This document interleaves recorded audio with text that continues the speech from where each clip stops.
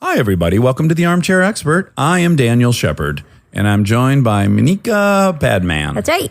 That's my name. Today, we have a very, very fun guest. He's kind of what would you call it, Monica? Comedian. No, I know he's a comedian, but he's really loved. You know, what would you call it? Universally loved. But no, it's more like he's a comedian's comedian. That's exactly what I want to say about him. Like, that is not what I thought you were going to say. Comedians love Nick Kroll. I love Nick Kroll. Yeah. He's me too. legit. He's had a Broadway show. He's had a bunch of different shows. He's got a great show called Big Mouth on Netflix. He had his own show, The Nick Kroll Show. I love him. He's the sweetest guy ever. I would just bump into him around my neighborhood, and he was always the best at a sidewalk chit chat. And he was nice enough to come with a very busy schedule and regale us with all kinds of funnies and some heartfelt moments. So please enjoy Nick Kroll.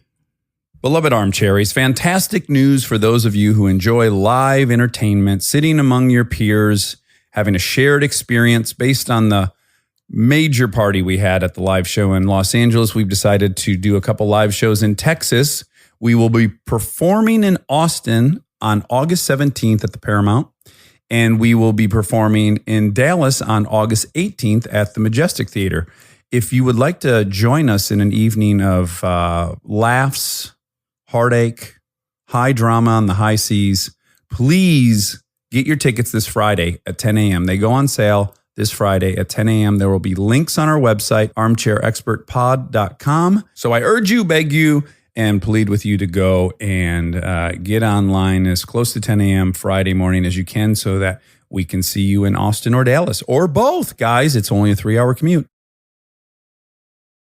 He's an armchair expert. He's an armchair expert.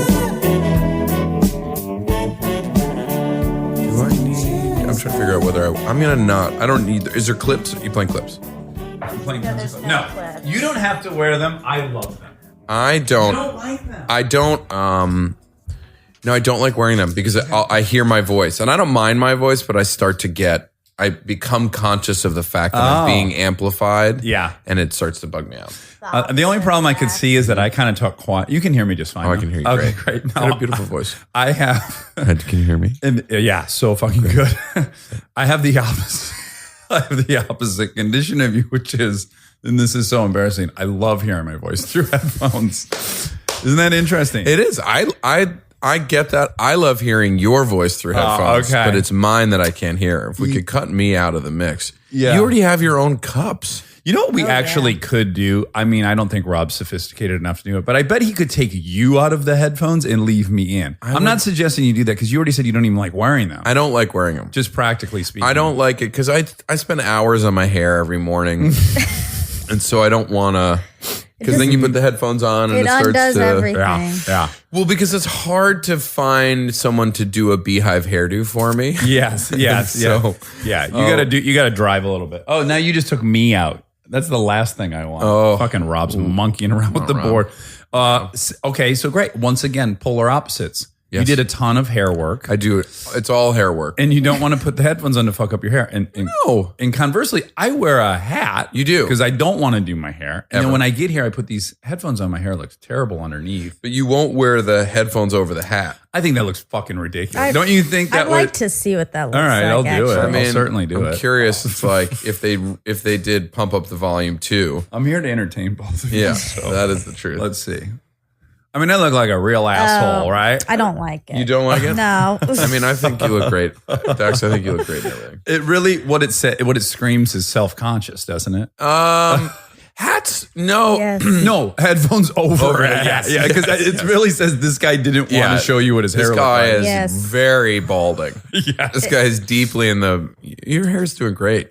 You got a great head hair. I fight for it. You fight for it. I fight do. for it. I'm fighting for it. Okay, good. When did that start? First of all, Nick Kroll, welcome to Armchair Thank Expert. you Thank you so so much. You're incredibly generous to a lot of people. I've noticed that you tend to say yes a lot, huh? I said yes to the dress, the show, and it changed my life. It got me an agent and Business manager. Most importantly, got me a dress. I'm glad to be here. Your show is one of those shows that I saw you started doing it, and I was like, Is he gonna ask me to do it? Totally. You know that feeling of you're like 100%. always. Yeah. I feel that way constantly Now, about everything. Do you have the same thing I do where it's like, I don't want to do anything? Yeah. Anything. Like 100% of things I don't want to do. No matter how great they are or how much I dreamed of being asked to do those things when I was younger.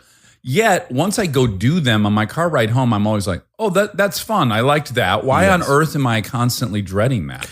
I don't know. I think we are constantly trying to ride that line of like, take time for yourself to not overextend yourself beyond things you don't want to do, but knowing that you're like, I only have so much time in a day, or I have only so much mental or physical energy to give out, and then simultaneously being like, I need to go do things or I will live in this like bubble of sadness. Yeah.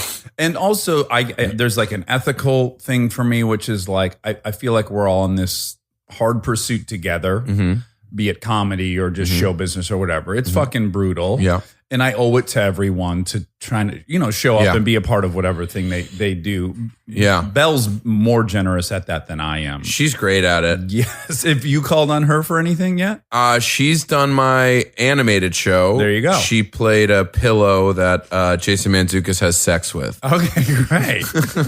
And we can both agree, it's pretty cool of her. She's Princess Anna. Like, she doesn't need more voiceover work. No, she does not. No, she does not. And that for me was a great joy to be like that we were going to have, the Princess Anna from Frozen playing getting fucked by a 13-year-old boy. Yes. It's the best. That show, what's the name of that? Shut Up? Big Mouth. Big Mouth. I like Shut Up though.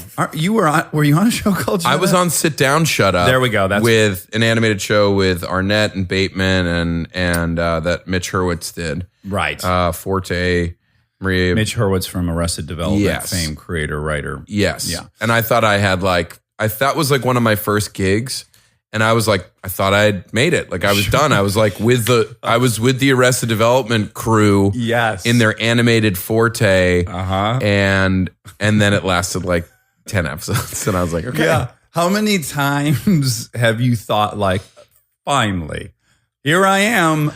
Well, I was just thinking about it this morning before I showed up here, just masturbating in bed, thinking about being here. And so that you didn't come too fast once you got here. yes, exactly. Okay, I great. wanted to unload before I got here so that when we got into it, that I would last at least 5 to 10 minutes. Yeah. Same. So I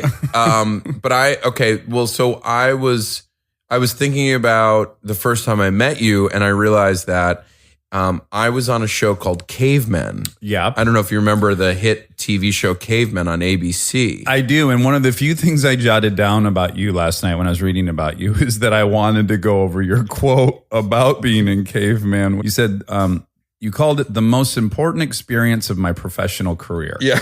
Which I think is just, what a quote. I hope you really said that. I did say it. Okay, great. I really did say walk that. us through that. Well, really quick, if you don't remember, Caveman was Cavemen, sorry, plural, was a show based on the Geico commercial, which was hugely popular. Yes. The commercials were very popular, universally loved.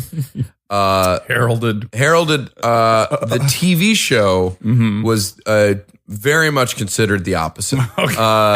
Okay. From inception on, it was thought of as a mistake, and then in when it was finally put out on the air, everyone agreed that it was in fact a terrible mistake. But I actually looked well. So to go back to the beginning of it, I had been in New York for 4 or 5 years doing like commercials and making my own stuff, doing stand up, improv, sketch stuff. And I came out for pilot season. I lived in the Oakwoods on Barham. I'm so jealous. Yeah. And you saw the documentary. We've talked about it one time. Oof. But how old? Oh, can we ask that? How old were you I was when you 9 at the time. Okay, great. Living out here. No, I was You've in been my doing stand up for 2 years at Lower Manhattan. I was like in my late 20s, and I came out here. Can I ask really quick? Were you actually generating a living in New York by doing stand up and stuff? I was generating a living. I was doing like I wasn't probably making much money doing stand up per se, but I was. I think I was on Best Week Ever at that point. Okay. And I was really doing commercials and radio voiceover work. Really, That's kind of Arnett's story. Like Arnett Yes. was filthy rich as a voiceover actor before he got Arrested Yes. Development. That secret son of a bitch. I was not filthy rich. I was making a living. Sure, great. Luckily, my family is filthy rich, so it made it a lot easier. That takes the stress off. Yeah, a yeah, little bit, it right? did. Yeah. I was, making a living, but I really wanted to be acting and, TV and movies. And so I came out here. I was living in the Oakwoods, which is largely for child actors. For those of you who don't know. And when you say largely, you mean exclusively Yeah. for child That's why I asked your age. Yeah. He's like, are you just surrounded you by must have seemed children? like a Yeah. pedophile a little bit, right? Just the first of many times. It was for those of you, I guess you were talking about the Hollywood Complex. Yeah, that's the name of the of documentary. Yes. If people haven't seen it, it's amazing. yeah, just fuck this podcast and go watch that. Yeah, right go now. just turn it off or watch it VO. We'll do a director's cut. Okay, yeah, like narrate. Yeah. Commentary. Oh, I remember her. Beautiful young actress. Yeah, a yeah. lot of promise. What was her name? Presley. Cash Presley is the name of one of the girls in it. Anyway, it's quite an experience. Anyway, it was my last audition, and I booked it, and I was so excited, and I had to do so it was the Geico Caveman commercials. Once we got into shooting the show, it was 4 hours of makeup every morning. Fuck that. And oh my god. And they were shooting it. It was single cam, but it was not being shot like Parks and Rec or a show where it's like we got to shoot 9 pages today. So like we're doing 3 cameras. Everyone's kind of opening up to the, you know what I mean? Yeah. It was like we're gonna shoot this because the guys who shot the commercials. Speck and Gordon are really talented guys, but they had come out of the commercial world and had made Blades of Glory, and they were like, "We're going to shoot something really beautiful." Okay, which is great, except if you're in 4 hours of makeup every morning. No, it's a deal breaker. And you're shooting basically 90-hour weeks, and I lost my fucking mind. Yeah, how soon into the process do you start having like an internal panic attack? Like day 2 in the makeup chair? Yeah, or day 1? on the pilot for sure. By day 2, we were shooting up like in Woodland Hills. We were shooting 45-50 minutes away, something like that, and it was just so it was the best professional experience of my life because it was so hard at that moment in time, which was great because every job since then has seemed easy in comparison. But I also really learned how to act. I had never been on a show or a movie before. Stupid stuff, right? Like, because I had a similar experience where, like, if you've not acted in a movie and you shoot the scene, that's fine, and then they tell you, okay, on this take, you're going to turn your body 90 degrees, and you go, well, wait, I wasn't turned 90 degrees, and you don't even realize that, like, you can cheat. All these weird things that there are all these rules conceptually are mind blowing. Yeah, right? or just being like, I have to listen to the script supervisor, or I don't need to listen to the script supervisor, or I want to change this line. Do I just do it in a take, or do I talk to the writer? Or, I've realized that the director is not making the decisions. It's the writer is making the decisions. Yeah. Or I don't have to listen to the sound guy who's telling me to Talk louder. don't move papers because it's ruining his sound. All of those things you just don't know until you just do it over and over. Even continuity. It doesn't occur to you can't be doing jumping jacks in one take and then seated in the next. And that's my thing is my character is always making the choice to do jumping jacks. Yeah, I know. That was one of the things that made you stand out. Yeah. So I learned a lot, and in doing the show, I became friends with one of the other cavemen was a guy named Sam Huntington. Oh, I know Sam. Yes. Yeah. He's a beautiful guy. He's a wonderful dude. And one of our first weekends of shooting the show, Sam was like, I'm going to some party at Kristen Bell's house. And I was like, oh my God. I was so excited. It was like, and it was at her, I don't remember where it was. Up off of Mulholland. Yeah, and you guys, I don't know how long you had been together at that point. This is 10, 11 years ago. Yeah, we were just starting to do it. And it was a game night, probably. It felt new. It felt new. Like spring grass. Yeah, and it was a game night. It was running charades. Okay. We were running around that house. And I was like, I fucking made it. I'm at a game night. Yeah. Like a real Hollywood. And that house was really impressive. I remember when I first went up there, I was like, where's the secret source of money? Because this house is way too big for either of us. And you know what? It was all Arnett's voiceover we money. had found a way to skim off the top of Arnett's lucrative voiceover career. That house was built by GMC trucks. Was Tom Arnold there? No. Okay, so then I know exactly what game night this was. And can I tell you, weirdly, you were there the night I realized I loved her. Whoa. Sincerely, because she made a speech. I hope you were there for it when she was laying out the rules to the game. And she went from this cute little funny girl to a fucking Nazi. She was so rigid about how the game was going to be played. And she was basically yelling at people before anyone even objected. She was like... And I was watching this little 5'1" general of an army, and I was like, I think I love this girl. What a weird mix of things is going on here. It was a great side of her to see. That's amazing. Yeah. But she is, and I just want to say, like, when you say Nazi, you mean literally she talked about racial purity, and I thought was... All the time. All the time. Yeah. Still. Oh, she had that's a lot so of nice that she hasn't forgotten. Yeah, she's had a lot of books on anthropometry, like the dominance of certain races. And she did try to look at the shape of my skull. She got a facial pragmatism score for you before you left. And luckily you passed. I did, and I felt so honored. But so I remember that being the first time I met you and Kristen. I'm so nervous to ask your opinion of and me. you guys, well, it was her party. I do remember it being her party. All the way. And thinking, wow, this woman is so warm and welcoming. Like, I hope this is what, like, Hollywood is like, and you guys, and I was trying to suss you guys out. It felt like, I think they're dating, but this is the weirdest thing. I remember you like maybe writing your name in a drawer or something, or her showing. Oh, you know what it was is people that came over were encouraged to sign underneath her cabinets. It's kind of like a guest book thing. Yes. So yes, my name was probably written under one of the cabinets. Yeah, and I remember seeing that and being like, they're so cute. Like, I just remember thinking it was, but I have very fond memories of you and her and of that night being being like, oh, this is so. It was very encouraging to me that. Like people that you'd come to a party like that and people would be warm and welcoming. That there was like a community. Yeah. And it was like fun. It was a game night and it was probably the first game night I went to. I think me too. Yeah. Because I'll just tell you, I at that moment, I've grown much more towards her, thank God. But at that moment, I was someone who thinks everyone's trying to steal your wallet. Like I would never host a bunch of strangers at my house. So I'm there. I like this girl, and there's people that she doesn't know, and so I'm glad to hear that you don't have a bad impression of me because I remember thinking like, oh, there's a lot of strangers. I mean, here. you searched me a few times, yes, but I just thought you were looking for a little feel. I checked your prison wallet a couple times. I remember. I was certain you had keistered something out of there. Oh, I did. that drawer that you had signed. Well, that makes me really happy. And I definitely remember Sam being one of the first friends of hers that I was like, okay, I trust this guy a lot. Yes.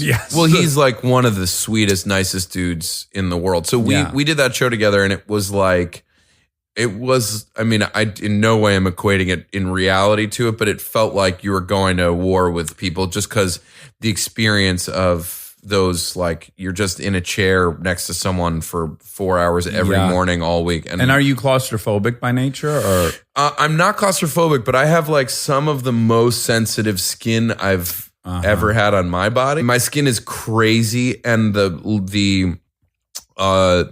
literally my entire face and body being covered in latex. And fake fur made me and weirdly the most claustrophobic was fake teeth. Oh yeah. On top and didn't that fuck with how you actually talk? It fucked with how I talked, but I weirdly felt like my teeth were suffocating. It was the weirdest feeling in the world. Your teeth felt cagey. It was so we did 13 of those and then the writer's strike happened and we had already been canceled. I mean, like we had aired the first 6 or 7 and then it was Thanksgiving and we were airing on a Tuesday. Thursday was Thanksgiving. We got preempted for the Charlie Brown Thanksgiving special on our Tuesday airing. And then the week after Thanksgiving, we were preempted for the Charlie Brown Thanksgiving special. Oh, wow. And it was like, I think we're done. I think we're about done. Stay tuned for more Armchair Expert, if you dare.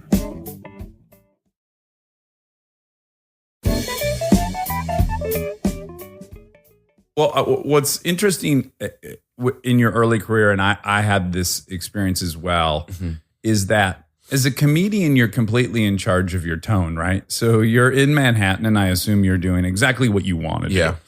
And then even within the comedy world, you can be snooty or cool or punk rock. There's all these things you think you are, right? Or I'm edgier than this.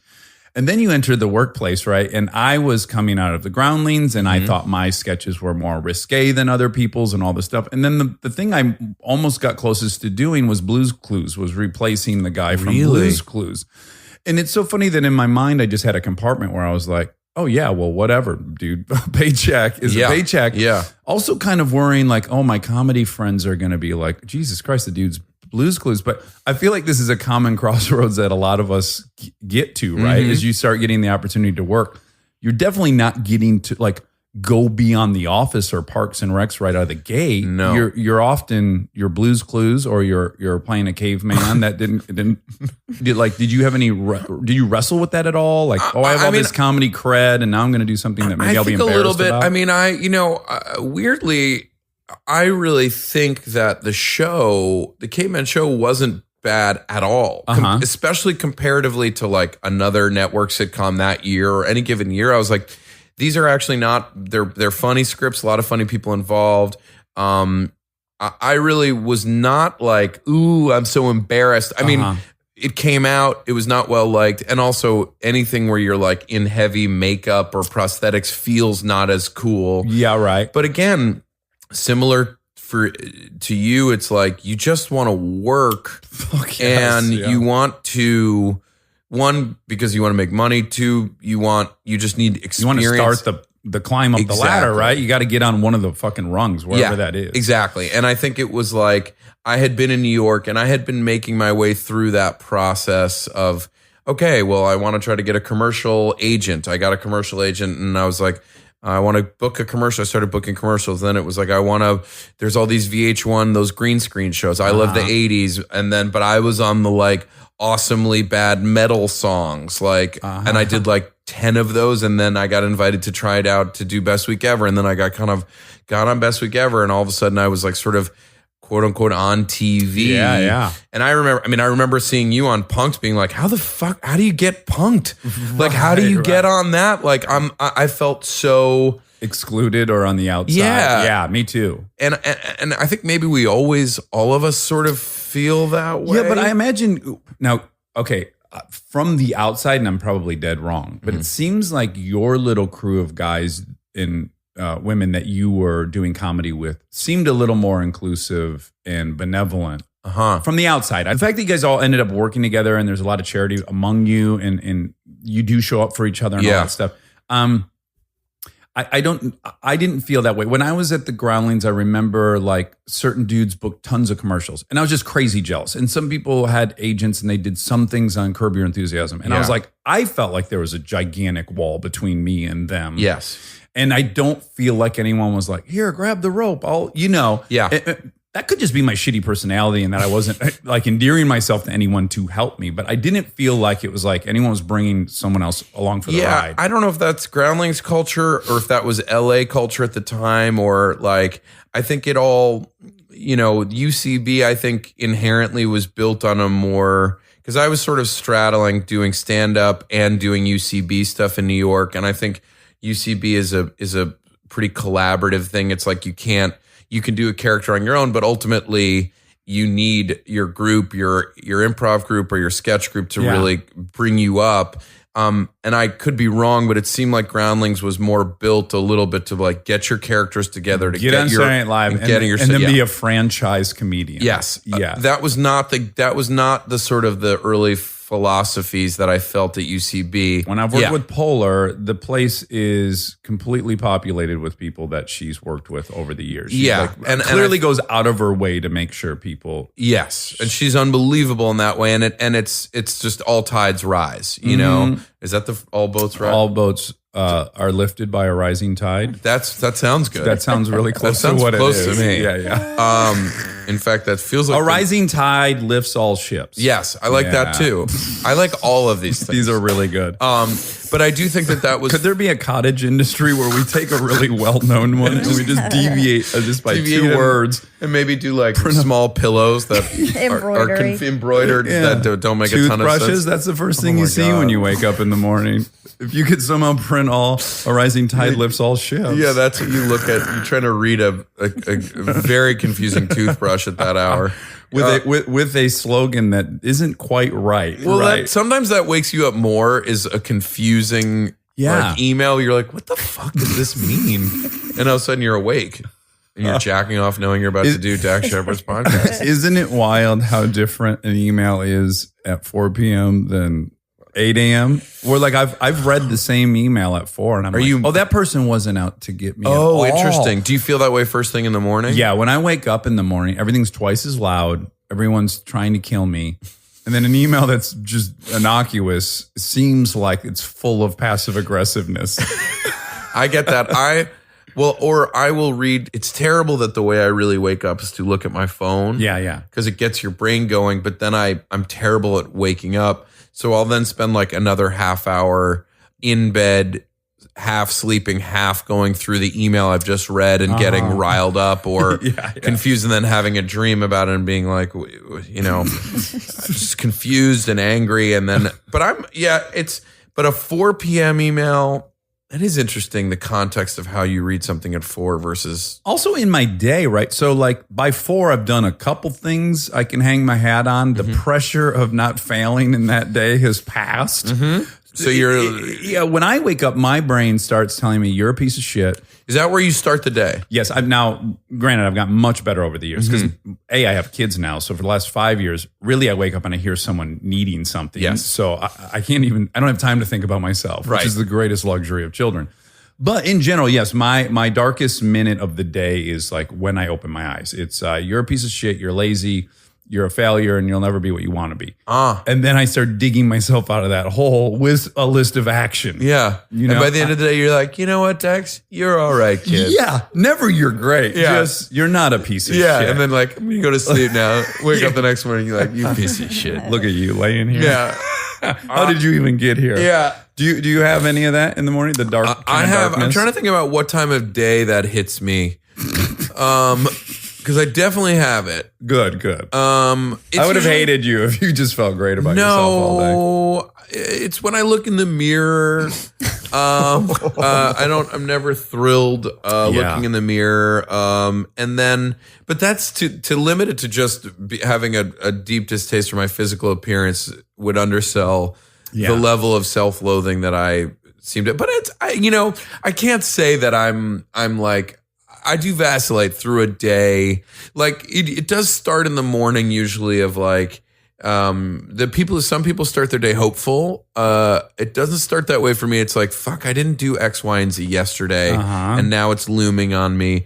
And I've started to do yoga, which I really love, but I will, in those silent moments, I'll realize the 10 things that I have not done. Yeah. And so sometimes I will finish like something like yoga, which should be meditative, and be stressed out because the quiet has made my tasks scream in my head. Yeah. And have you ever tried transcendental meditation? I have not. I've done a little meditation, but Headspace or something like that, which I've enjoyed, but then stop and don't do. Right. Do you do it? Well, before we had kids, so I solely did it because I worship Howard Stern. And he's a big proponent of TM, right? He thinks it saved his life and his mom. So I was like, okay, I'll try this. If this dude, whatever. Yeah. So Kristen and I both went through the classes, and then we started doing it together as a couple, which was awesome because we would schedule it together and we would do it.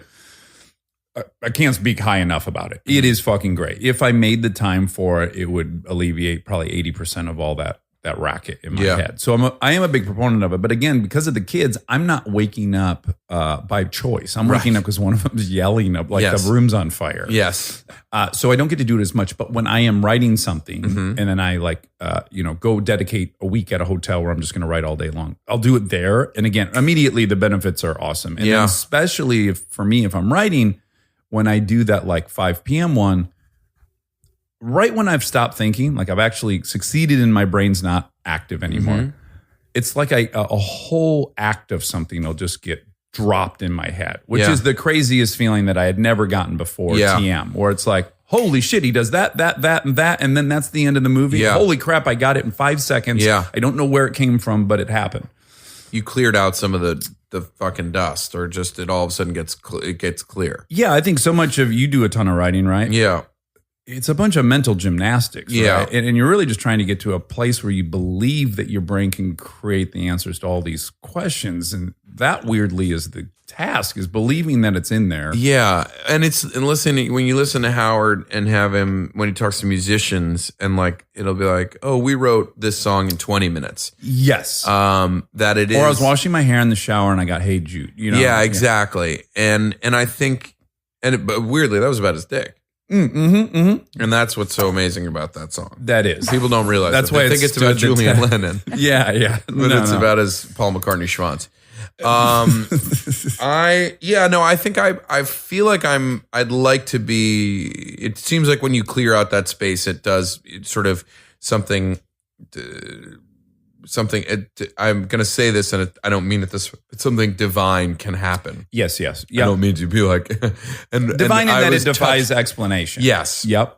And you could sit in a room, for 5, 10, and 20 hours with people being like crack, crack, crack, and nothing happens, and then all of a sudden, in like a 20-minute period, things unfold before you. And do you have activities that you found that foster that, or I mean, driving? Some people like driving. Driving does not do it for me. Driving puts me to sleep. Interesting. I literally, for real. Okay. Have narcolepsy behind the I wheel? kind of have narcolepsy. I think like my ADD functions entirely not in like hyperactivity of like, oh, I'm doing this. It's like I just like almost fall asleep. Like, Wow. I went and saw, if I don't get to talk for within 30 minutes of anything, I will probably come close to falling asleep.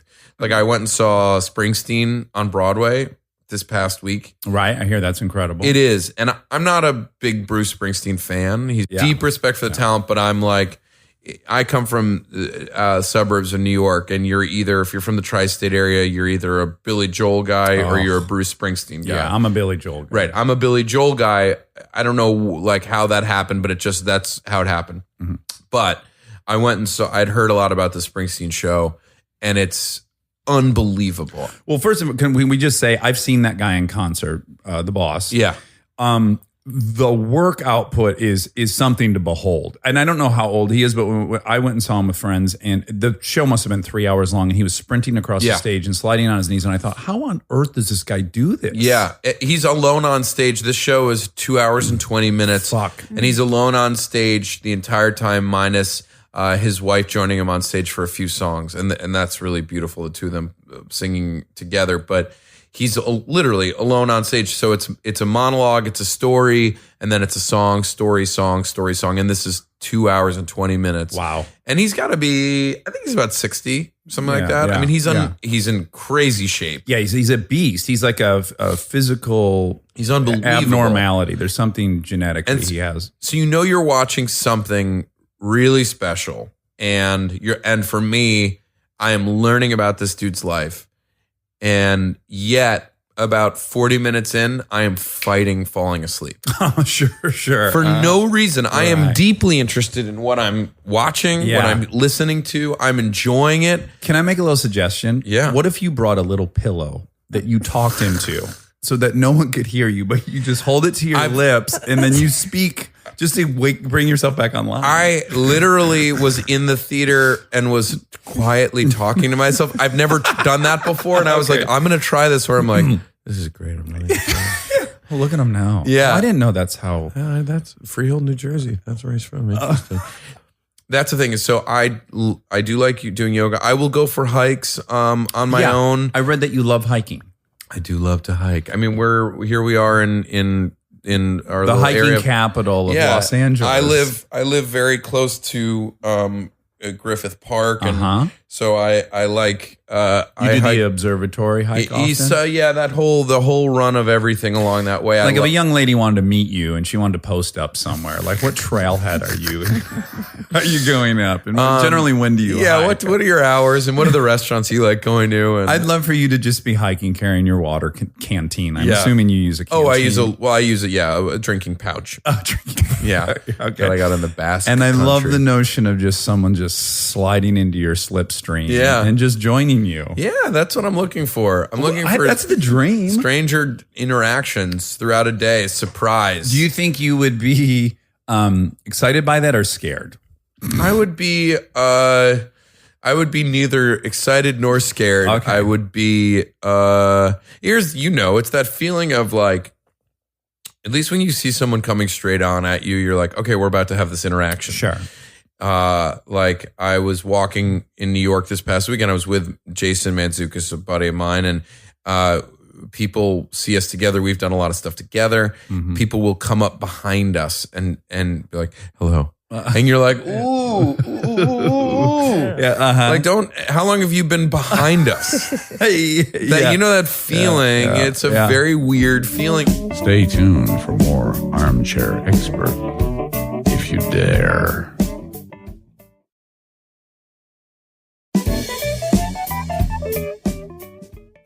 First and foremost, no one should feel bad for us for getting recognized, right? And No. I can definitely see We have- anyone on the outside's like, well, fuck you. That's Yes. what you wanted. So Yes. that, I totally agree. Let's start there. Yes. I wouldn't sympathize at all with either of us. Yes. But let me Fair just enough. tell you from my point of view what it triggers. I'm from a Detroit suburb where I grew up. If you locked eyes with a dude at Denny's in the restaurant, either he looked away or you looked away. But if you both held that gaze, literally, you got to walk outside and fight. Like that's the interaction. Yes. It's a very culture of pride environment. Yeah.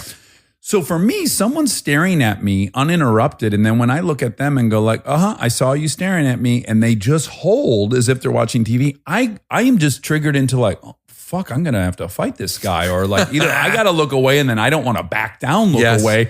It just sends me into this crazy place, which is not their fault. No. But if I'm just being truthful, that's what's happening. There's a very primitive thing going on when you stare at me for a long time and I look at you and then you don't look away, or when you come up and grab me on my neck while I'm walking. Yeah. It just triggers I got to defend myself. Yes, I come from the suburbs of New York. I have to be honest about myself and my like little world. I did not have that. I did not have a culture of locking eyes at Denny's. We're going outside and fighting. Okay, good. I am a largely conflict averse.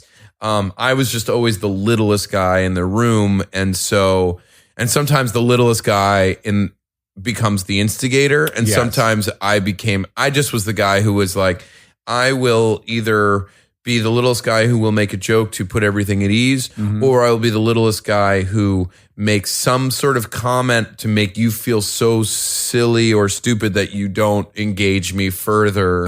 Because we both know I'm too smart to try to fight you because I know it will not go well. Right. But I might be smart enough to either make you endeared to me or make you feel so insecure that you retreat. Yes.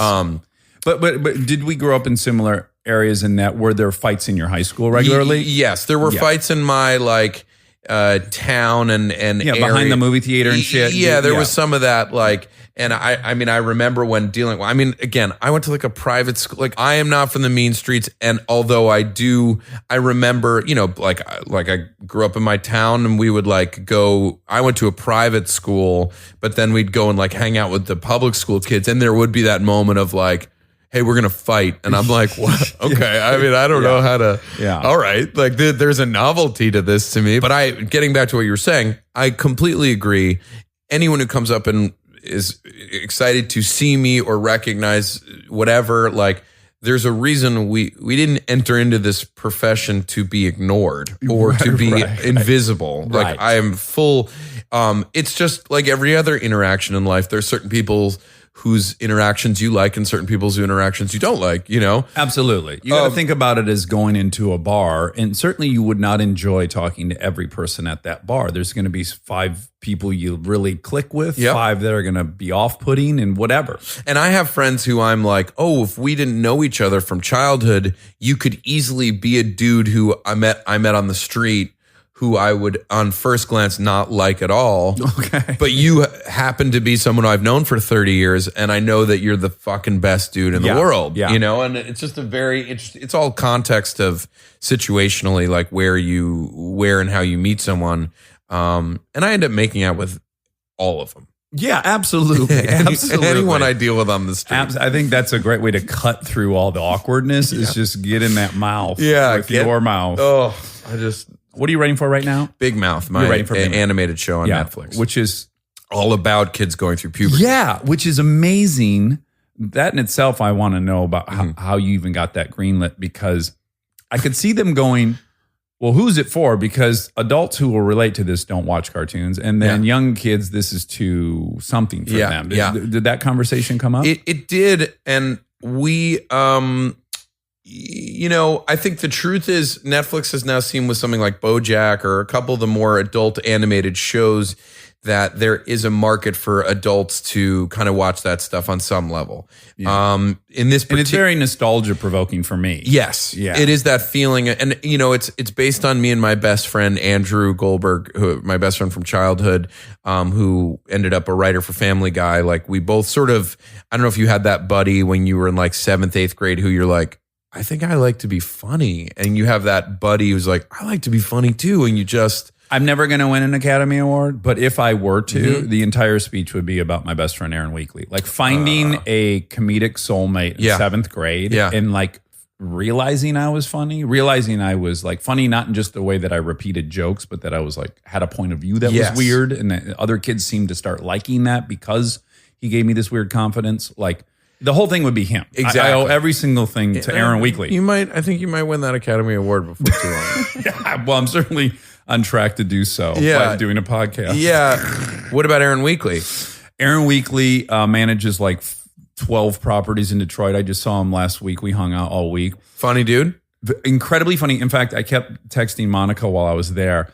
I can't go 30 seconds talking to him where I'm sincerely, where I don't start crying, laughing so hard. And he's not pursued comedy. I don't even think he thinks of himself as a comedian, but his weird point of view, I'm crying. Like, yeah, it's that thing. So Andrew was that for me when we were that age. And then he ended up like, you know, I ended up doing what I was doing, and he ended up doing, he ended up writing for Family Guy. So he came it's pretty wild. Yeah. I just want to point that out. It really is crazy. Yeah. So he came to me with Mark Levin and Jen Flackett, who are a writer-director team, and who he was their assistant when he first moved to LA. And they came to me, they were like, we have this idea for a show about the two of you guys in 7th grade kind of going through puberty, animated.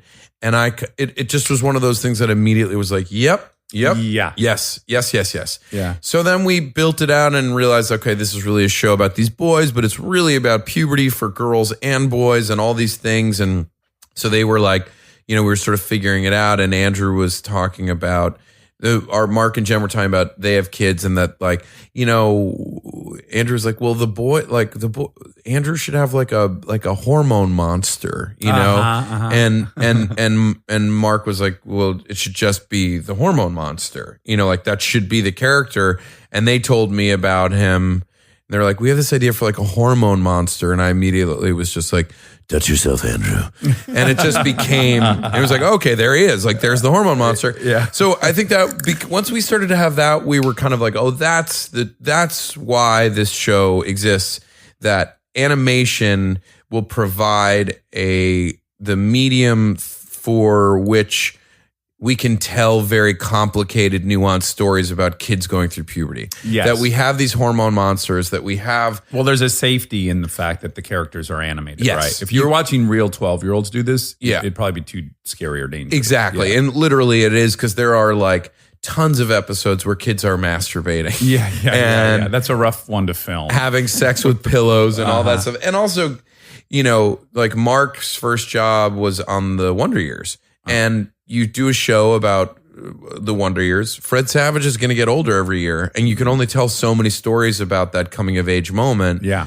And animation, we can keep that. Yes. We can keep them in that area and space. Lisa Simpson is the same age. Yes. Yeah. But the question was, how do we find who is this show for? What we found, kind of crazy enough, is that like I went back to New York for my nephew's bar mitzvah, and he was like, he and his friends who were like 12, 13 are watching the show because it's an animated show. It's dirty. It's like South Park or Family Guy. Yeah. And they were quoting stuff back to me. And then I went to like the reception, and their parents, who are all like my brother's age and like their 40s, you know, are all like, we love the show too, because it's written by people their age and, you know, cultural context. And the rabbi, did he the rabbi, I've had a few rabbis tell me that they watched it. And the coolest thing is that the show is, trying to be very, very funny and dirty and kind of dark, but the idea is to demystify so many of the aspects of puberty and sexuality that are things that people don't talk about. Yeah. To give kids and parents sort of a platform to talk about really hard stuff Well, this is one of my big soapbox things is as progressive as we get in lots of ways, the thing that we still seem to be locked in the 1800s with is sexuality and the fear of sexuality and the fear of people having sex and all this. And I can't understand. I mean, my explanation is that we were kind of founded by, you know, Quakers and Puritans and all this, and it just kind of stuck around. But there is this crazy shyness about all of it. And I feel like it's the least talked about thing in our culture. And it's still the scary, like,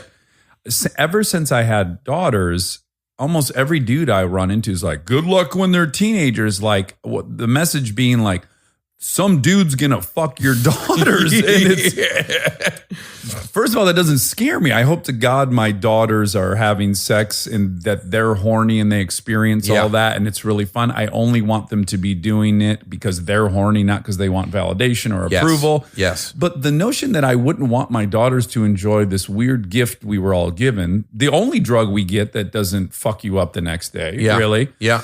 It's just bizarre. It became really clear once I had daughters of like this crazy fear. And then I start noticing the culture of raising daughters where you tell them, you're so pretty, you're so pretty, you're so pretty, but keep that thing. Yes. Keep your virginity safe. Yes. Make sure the guy's in love with you. The fucking pressure of it all that stuff is bonkers. It's a lot of mixed messages, and I think largely because we as a culture have not come to be at ease with all of it, as exactly what you're saying. And I think like in doing the show, we had done I think culturally there's a lot of stuff about boys like masturbating and dicks and stuff like that is sort of out there, but girls and their sexuality.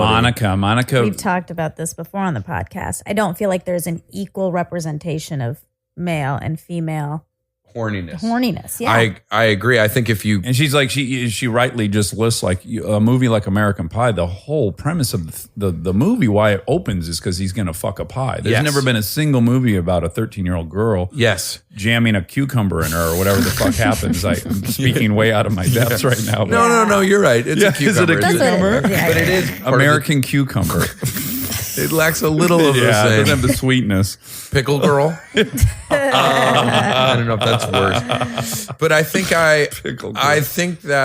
but in regards to that, like, in season 1 of the show, there's an episode called "Girls Are Horny Too," and it's all specifically about the idea that girls get horny and that they're figuring out their bodies, and a girl meets her own vagina and has a conversation with it, and it's Kristen Wiig plays her vagina. Oh, that's right. But it's been very important to us in that way, especially because animation, I think, is such a generally boys heavy thing, that we wanted to create something that addressed both. So like episode 2, the girls, Jessie gets her hormone monstrous, just like Andrew has his hormone monster. Maya Rudolph is, so we got all the groundlings coming through. Yeah. And they're all stabbing each other in the back. They all as they're just recording. No, Maya's like the opposite. No, she's the best. bring you along type of groundling. So it was very, what was exciting to me about this particular show and spending the time on it was the idea that we were kind of talking about something that really felt kind of important to me, and to give kids the chance to feel like they're not alone. Right. Because I think that's one of the major aspects of puberty. There is no reason for me to have felt this way. My mother's the most progressive, open woman ever, and she raised me. I had all this shame about jacking off. Yeah. I would jack off. I was regularly trying to quit. I mean, I was constantly trying to quit jacking off, and I just couldn't fucking do it. Yeah. And then I was riddled with shame that I couldn't get through a whole day without jacking off. Yeah. Or like I went and snuck and got the lotion out of my mom's bathroom, and then just the shame that I had somehow ensnared my mother into this creepy habit of mine. Yeah, and then it's a scented lotion, and you're like, "Oh my god, I've got the smell of the association." It was intensive care. The do you know what I'm talking about? The yellow. Yeah. Oh, I know it. Yeah. And I was giving my penis very intensive care. But that's what you're giving it intensive, but care.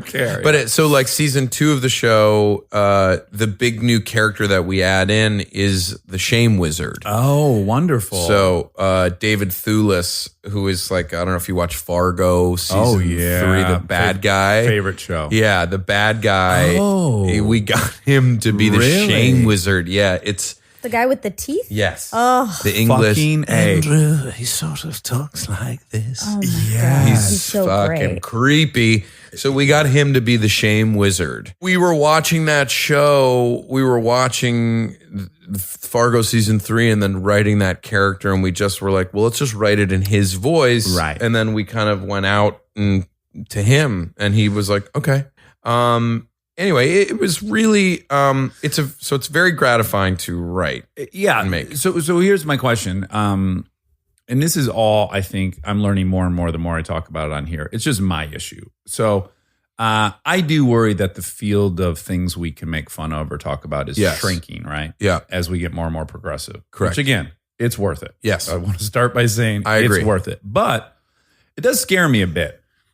I think that my pervy sense of humor in a Me Too moment is just very dangerous. I got to really watch that. You know what I'm saying? I've got to monitor that. And I also think, do you worry about like, I've already created comedy that's probably not going to age that well. Do you know? Like, let me give you an example. And let me just say, I'm all in. I fucking love it. But I watched you do Bobby Bottle Service last night. Yeah. And you're talking to the woman in this cheating sketch, like you have a show like Cheaters, and you're crying, which is hilarious, and you're super emotional, and then you go in to kiss her. Yeah. The whole thing's hilarious. It's hilarious because we're making fun of dudes like that, and we all know them. And I was like, God, I wonder if today you write that same sketch, if that moment in the sketch exists, or you got to back off that. And is it cool? Should we just back off that? I don't know, but is this in your craw at all? Yes. I mean, I think I'm one, as we write a show about human sexuality, I'm now very, very aware of, and especially after this last year, because we wrote a bunch of it before the Me Too movement took hold. But even beyond that, you're aware of like, what are we saying about this sexual issue or this like proclivity or whatever it is. Yeah. So I'm very conscious of that now every day as we write. I do look back on characters. There are things that I think I'm like, ooh, how does that age? Will that age well? Maybe not so well, or more. Could I still play that character? Yeah. Because weirdly, and I don't think people necessarily connect all these dots, but by making a buffoon of a misogynist, you are actually pushing it forward. Yes. You're, in my mind. Now, I people could disagree, but I don't think you're condoning it. I think you're pointing out how preposterous it is. Yes, and that's why I think for the most part, I still think I could do something like Bobby or that sketch, because in the end, the butt of the joke is the buffoonery of a misogynist, as you said. Yeah. So I just think we have to be much more thoughtful about how and why we're doing a joke now than we were 10, even 5 years ago. Yeah. So like it used to be like, and we ran into this like, you know, Mulaney and I did this show, Oh Hello, and they're about two Upper West Side, like outdated, idiot, awful, you know, white dinosaurs. And we had a few jokes in there that were like getting a very good laugh, that were like racists in that these guys are telling their racist point of view. Yeah. but there were a few of them were like, the audience is not laughing at this for the right reasons. Right. You know, like they're laughing at this, or these guys are telling this, and it's just sort of more racist than it is a commentary on racism. Yeah. And so we have to lose those jokes. Uh-huh. Whereas 5 years ago, we might not have thought about it and be like, the laugh's big. They love it. Yeah. They love it. Yeah. Everyone's here. And knows. and also you can make the mistake of trusting that everyone knows your heart. Yes. Correct. Right? I make that mistake all the time. Like, Yes. You're like, oh, I would never like, I mean, look. Get real. Are you kidding? I wouldn't fucking, but. Well, we came in here starting to talk about like me jerking off, thinking about coming in here so that we're going to jerk off again. Like I am drawn to, I think you and I are both drawn to that kind of, like, what's the possibly most uncomfortable thing we can say? Yes. It's a mild form of Tourette's, right? Like you evaluate what's the worst thing I can say now. In fact, I just move through life. If you could hear my internal dialogue, it's like every time I step up to a counter anywhere, first thought is what's the worst thing I could say in this moment that would have just ostracized me from this Rite Aid. And then I'm actively fighting saying that. Yeah. And that's just my brain. I have a similar, I don't know if that's everyone or if that's a specific sort of comedic sensibility, or like I have a hunch it's most people. I think because we're so aware of the social construct and how we're supposed to behave, and then we have all these rules, and they're all arbitrary. We kind of just agreed to them, and so you're just constantly aware of like, how do I stay in the boundaries of this interaction? Right? Are you, Monica? Do you, when you step up to a counter somewhere and the dude's got an eye patch on, do you just think like, do not say pirates? No. Okay. I don't have that issue. No, I don't. I really don't. I don't have the thing that you're talking. I don't have the, let me say the most outrageous thing. Okay. It's not even outrageous as much as, oh, this is the worst thing I could do. Avoid this. It's almost like I'm trying to identify landmines before I open my mouth. What do you think that is? Oh boy. Because have you stepped on too many? Well, I infamously my brand is putting my foot in my mouth. Right. That's I've got the so many difference. stories where you would be so mortified. Well, but that's part of it and that's what's tricky is I think if you're someone who either I say the wrong thing, I dig myself out, I then have a great story about it, or I say the most inappropriate thing and I get a great response to it, because I think both of us have figured out how to do comedy where you're like, ooh, there's a surprise and shock in that. And some of the time it's well received, sometimes it's not. Yeah. You're like, how are you supposed to find that line? Yeah. And actually, what percentage is acceptable? Like if I'm only striking out like 2% of the time and I'm crushing 90, I feel like I got to just keep going. Yeah. I have that. I had that with, actually, I was at UCB. This was right when Caveman was coming out, and I have a few cheese. Anyway. But this particular time, Caveman was just coming out. I was in New York doing press for it. Some journalist was following me around for a night, and part of the thing was like, I'll go to UCB and do monologues at ASCAP. Yeah, and I'd only done that a few times at that point. It was a big deal. Yeah. It was a very big deal for me to be there and be doing that show. And I show up and I find out that someone else had booked me, and Amy had booked Alec Baldwin to do the show. Okay. And so I was like, oh, don't worry about this. Like, bump me for Baldwin. That's as good a story as anything else that'll happen. Like, I got bumped for Baldwin. That's fine. Yeah. And Amy talks to Alec and was like, okay, she comes over to me. She says, you know what? Okay, so what's going to happen is you'll do the first half of the show and Alec will do the second half. And I was like, okay, great. That's again, back to how admirable Polar is. She's just like, she would do that. She would do that to be like, no, this I'd kid. be like, Kroll, we're bros. Come on, dude. Baldwin's here. Alec Baldwin's here, but like he'll do the second half. Don't worry about it. Yeah. And then so Baldwin then comes up and she's like, oh, Alec, this is Nick. And Alec says to me, he's like, what stories are you going to tell? I don't want us to cross over at all. Because like monologues at ASCAP, you tell true stories about your life. You know? Well, so he says, what stories are you going to tell? I don't want our stories to cross over. And I look at him and I go, well, I was going to talk about my divorce to Kim Basinger. Great joke. Yeah. Really great. And he looks at me for a second, and I feel Polar walking away. And like, oh my God, like, what is this fucking kid doing? Yeah. And he looks at me and he goes, talk about what a bitch she is. And I was like, he was doing a bit back with me, but there was that minute of like Panic, but it's that thing. It's that instinct to say the wrong thing.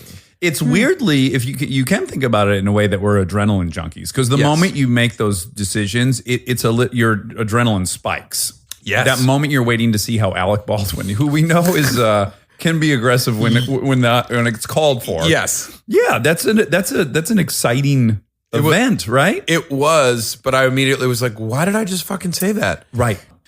You've done a lot of press, and for people who've not done press, you have to do these Hollywood Forum Press days, right? And the Hollywood Forum Press is a group of expat writers from different countries that have a little group here.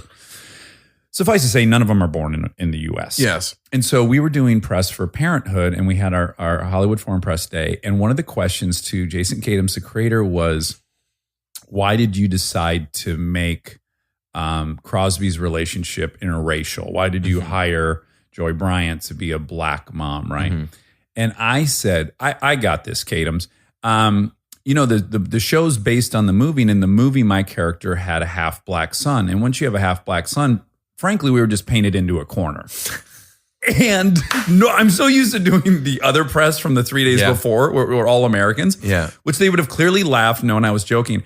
And I just see all these people writing down this quote, that I just said we were painted into a corner. And I go, oh my God, did I just shit the bed? Yeah. Like, this is not the right But you audience. can't stop yourself. No, from it's over. It's done. I said it. People wrote it down. It was certainly printed in Poland somewhere. Oh my God. But I know that feeling. It's like, because you're also like, we're all aware of what is. Yes. But some people and again, aren't. I'm not a racist or something. But no, they don't know that. They're meeting me, some of them, for the first time. And I say that with a straight face. But I can't stop. Now, do you, I think I have a handle on why I became funny. Do you think you have an idea of where that was there a self-defense mechanism in there? I think it was. I mean, it's a combination of things. I'm the youngest of four. So you were the entertainer. So I was. I think when you're the youngest, I think if you look around at a lot of youngest, they're oftentimes entertaining or wanting to entertain. I think, and now seeing my siblings and friends and family with like lots of kids. There's just something about the fourth that like I have 3 siblings. They all have 4 kids. Oh, really? Yeah. And so I've seen the fourth just is like. They're crazy, right? They're generally? crazy. They're exposed to more. They're just exposed to their older siblings. They get more information at an earlier age. They're competing with people much more skilled at everything. Yeah, and also I find that the older siblings get a kick out of the youngest because they've helped shape that kid. Yes. So I think that was a big part of it for me. I was also like tiny. I was definitely. I got into high school. I wasn't 5 feet tall when I got into high school. So I think my defense mechanism, both to defend myself, but also to charm. Yeah, because you liked girls, right? I liked girls, and I was like, I'm not gonna get it because I got the best body in my grade. Or you slam dunked. yeah, none of that, dude. It was like I think I can make them laugh. Yeah. And that was a big one for me. I think so I would chalk it up, and possibly most importantly, my family's just funny. I've like my siblings are funny. My parents are pretty funny. So, I mean, obviously I came from a culture literally and in my family that I think humor is a major kind of mechanism for us. But then I think on another level, it was a pure, like, it was the best weapon I had. Yeah. But do you remember ever having this specific conversation with yourself? Because I actually remember it. 9th and 10th grade, I'd moved to a different high school. No one knew me. I had in 8th grade, I was 5'11", 165. In 9th grade, I was 5'4", 6'3", 155. So I had lost 10 pounds and gained 4 inches. I had the worst hairdo in the whole town. I had a terrible mullet. My skin was a mess. The nose came in full force and just on this skinny face. And for 2 straight years, there's no girl was giving me any attention, right? And I remember looking in the mirror like upset by what I was seeing. Yeah. And then just going, look, man, this is not your way in. Like, you're just going to have to fucking really get charming. Yeah. Like, I had the talk with myself, and I remember just thinking, you're not going to be hanging it on this face. Yeah. So that's out. That's a wrap on that path. It's got to be all personality for you. Yeah.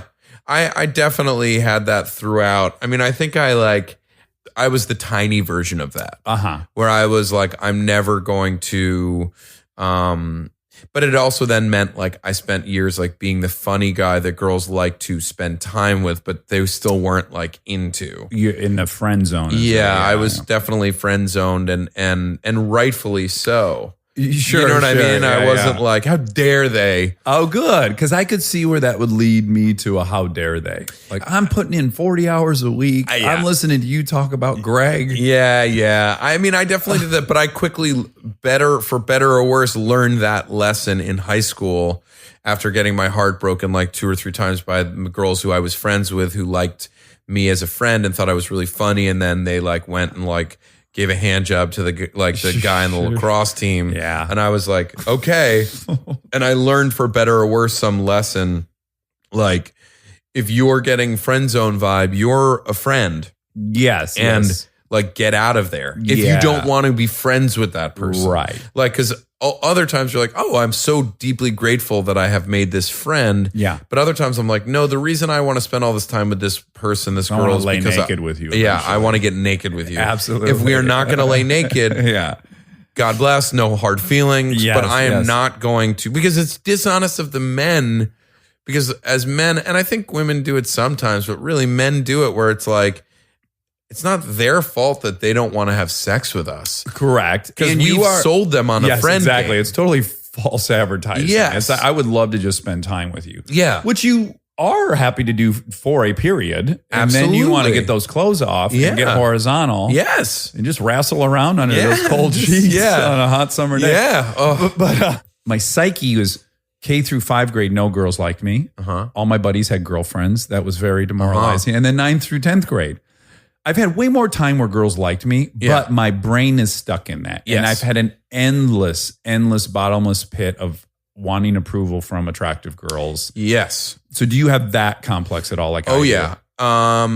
For sure. Or popular. But even if I could label someone popular or hot or out of my league, I just am insatiably it's drawn to different. that. Yeah, and I like we definitely covered it somewhat in the show. In the first episode of Big Mouth, it's like Nick is feeling insecure about his size, so he has the courage to ask out the prettiest girl in 8th grade, even a grade above him, to the dance, and she says yes. And it was a symbol of how I spent a lot of my life, which was, yes, trying to get affirmation or validation for myself by getting who I thought to be the most attractive woman in the room or the most successful or whatever it is that.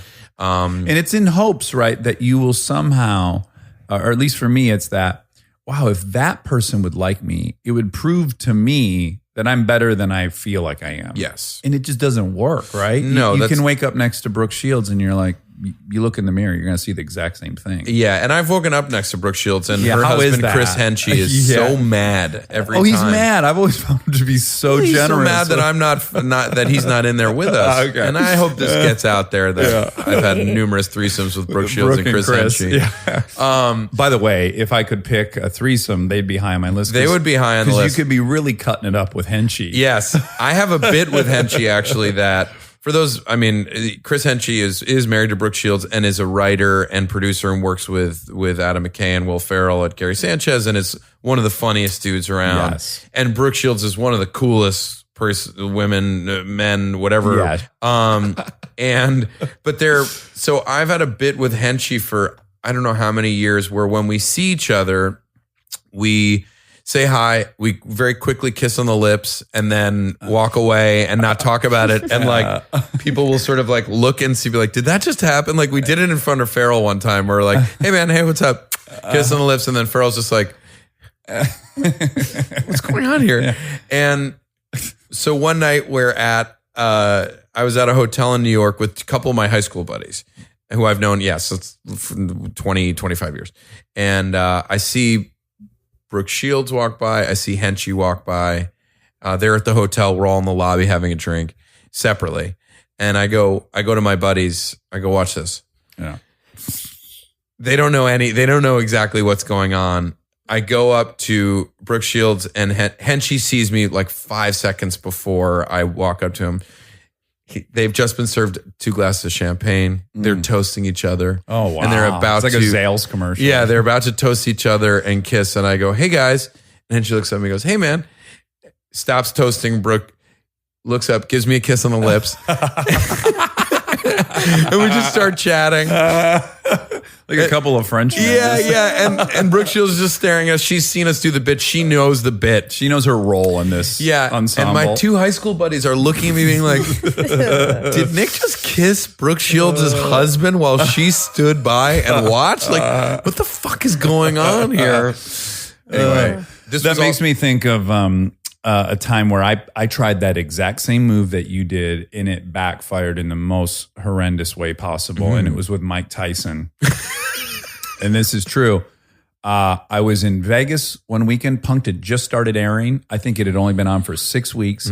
I go to this fight, walking down a hallway, leaving, huge hand on my shoulder. I turn around. This gigantic dude says to me, Mike Tyson wants to say hi to you. And I go, oh my God, yeah. Where is he? And he walks me over to Tyson. And Tyson's like, oh my God, you're so funny on this punk show. I watch it all the time. It's so good. You're so great on the show. I don't know how you think about all this stuff. And I'm like, oh my God, dude, fucking Mike Tyson, Mike Tyson. I'm like, over the moon. He goes, I really want to do the show. And I go, dude, you're Mike Tyson. You can be on the show anytime you want. And he's like, oh, good. I'm going to try to get a hold of somebody. Let's do this. And I'm like, oh my God. He gives me a full hug. That was the fight. I swear to you, Nick, 7 days later on a calendar, NBA All-Star game in Los Angeles at the Staples Center, waiting at the valet when we're leaving. I see fucking Mike Tyson sitting by himself. I'm with my friend Michael Rosenbaum. Yeah. I go, dude, Rosie, Iron Mike is a huge fan. He's like, no, he's not. I go, Mike Tyson loves me. Let's go talk to him. I go over, just start with a real familiar hand on the shoulder. I'm squeezing his shoulder. Hey, Mike, how's it going? And he looks at me and he goes, who the fuck are you? And in my mind, I think, oh, okay, he's showing me he knows how to punk people. And I go, oh, that's fucking great. Now I'm slapping him on the shoulder. I'm getting so handsy with him. And I swear to God, and Rosenbaum could back this up, Mike goes, get your fucking hand off me. I'll break your head open. Oh, my God. And I saw in his eyes what those fighters had seen. Like I saw the monster inside. And I just my body just went ice cold. And we just slowly walked away from the situation. And Rosenbaum was like, wow, huge fan. Yeah. Real huge fan. And in my head, I'm like, 7 days ago. What do you think it was? I think he must have seen an episode of Punk'd on the elevator ride down to the fight. It was playing on the TV, and in that moment, for those 15 minutes, he knew who I was, and then just data dump. Did not remember me. But it was, and he also has been very honest about having some mental swings and different things and dependency issues. So God knows what was going on in Mike's. Why he was even by himself at valet? I know that should have been the first red flag. Like you're like, maybe I shouldn't go up to Mike Tyson alone at the valet. Yeah, it's like if you go to Africa and you see a solo water buffalo, they're like, stay away from that when he's crazy. He's been kicked out of his herd. I should have thought that maybe. I buy that would. That is so.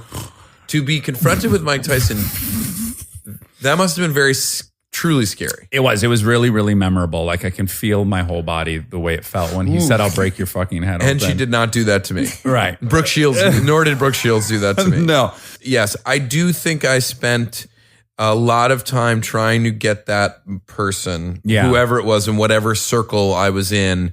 And it is a validation. I mean, what it is ends up being, it's like you are trying to fill some hole or prove to yourself and others that you have worth. I definitely spent many years buying into that fantasy of like, yes, if I get this sort of if I get knighted by this girl, then and it just never worked that way. Yeah. And truthfully, 95% of the time, that whoever that woman is or man is or whatever, whatever your version of like, I'm going to get the person that makes everyone think that I'm hot shit. Yeah. Oftentimes it's just not the person you actually are going to find a meaningful relationship with. That and Monica and I have talked about this a lot. Even worse, is for me, I go, oh, if I could just get that girl to like me, then that girl likes me. Yeah. And then my brain goes, oh, she's wrong not with as them? important as I Yeah. thought she Yeah. was. Why do Because they why like would she me? like Oh, me? yeah. Yeah. Because it didn't change my assessment of myself. Correct. So I just learned that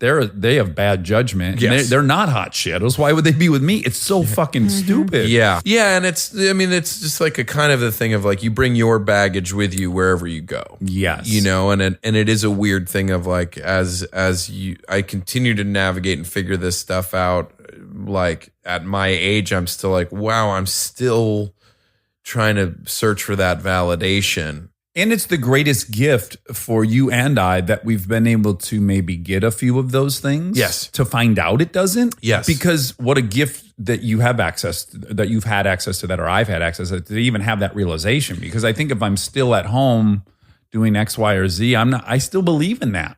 I think so. I think again, it is largely, I feel incredibly lucky for a lot of things, but part of it being like the idea of, you know, having some level of self-realization of being like, I want to do this thing. I'm going to try to do this thing. And for the most part, I've been able to do it. And that feels unbelievable. The other side of that is you're like, oh, those things that I set out to accomplish, I accomplished them, and I'm still kind of bummed out. Yes. Is the other realization of it. I do come from privilege, and so, but to do what we've done or what we're doing, it doesn't really matter. Do you know what I mean? Like I had it's an plenty. egalitarian. I've had plenty of it. I have not like starved, like, Right. but to have succeeded doing the thing that I wanted to do, it just doesn't matter like where you come from, because at the end of the day, you just have to be funny or interesting or whatever it is. And like, if you're not, then you're not going to make it. It's a meritocracy. That's what I wanted to say. I sure Instead hope of so. Egalitarian. Yes. Now, I am wondering this because I've been working on this theory, which is I'm obsessed with money in a very unhealthy way. And I get better and better at it every year. I attribute it to growing up with no money. Are you obsessed with money? Or are you fine with money? Did growing up with money kind of take that pressure off the table a little bit? I think so. I think it's one of the true advantages of having grown up with it. It just like it was not a thing that I ever had to think about survival or how I was going to eat or how my family was going to eat. Yeah. It's an incredible advantage, and it has been. The way I will say that money helped me. It's so awesome that you can even own that you grew up with money, because I think about 99% of people that had some pretend they didn't. Well, it's like the internet. It's just you're like not gonna there's no. expose you, yeah. By the way, the internet says that my family has more money than it has. Sure, I will sure. just say that. Yeah, it says I have more money than I have. So it's like if anyone who's going out there looking on net worth, like celebrity net worth, is not right. Yes, right. So I will say that, but it would be crazy for me to deny or downplay it, because it's just I'm like, it's part of who I am. It's part of like how I became whoever it is that I am. Yeah. So I think two things about it. One, I have not been unhealthily obsessed with it because I always had it. Yeah. Two, it allowed me to make decisions about the kinds of things I wanted to do in my career, that allowed me to be more picky in certain regards because it wasn't like, fuck, my mom needs healthcare, or fuck, I need to like, I never used my parents' money to like help pay for my life at all. Yeah. But I always knew that I didn't have to buy take them a jobs house that I didn't want to buy them a house. Yeah. Stuff like that, which I know is an incredible advantage. That said, I like nice things. Yeah. What do you like? Like, what is your, what are you embarrassed to say? As I'm saying, I'd say that like, it took me years, but it's like, I like to not fly a coach. Right. There was at some point, like some years ago, I don't know what it was, like 6-7 years ago, I was like, I will not, if I don't have to, I will fly business class. Right. Yes. Yeah. Well, you guys looked at each other. Well, because we have a funny story where Kristen had in her contract for a movie she did built in like X amount of first class tickets for the family to come visit, right? Right. And the way we framed it, Monica and I, was that my 3-year-old had a +1 in business class. because yeah. Monica was my 3-year-old's +1 in business class, which is not really the case, but we framed it that way. Yeah. Go ahead, Monica. It was the first time I'd ever flown first class.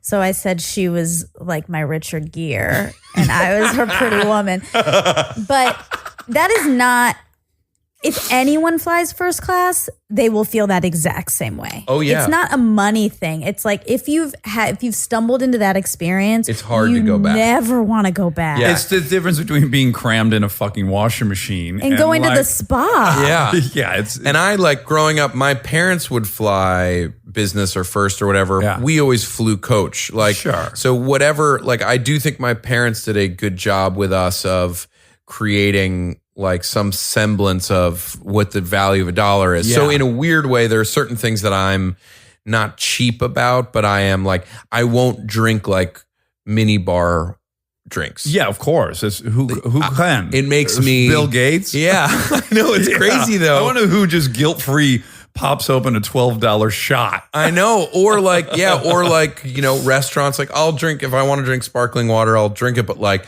paying for water at there's certain things that I just am weirdly like, but I will go to the same restaurant and spend $80 on a steak and not think twice about it. Right. So it's just a very weird sense of like, what is Mine's monthly subscriptions. Like I will not pay $1 for Pandora. Really? I don't know why. I clearly have I have $12 a year to. I know. It's so stupid. But it kills me. I will get those subscriptions and then not use them and then be Yes. like so angry The with guilt. myself that I've done it. Yes. And like, so there's stuff like that that's crazy. But nice things. Do you want to have a nice house? Do you like? I houses? have my house. I love my house. Okay.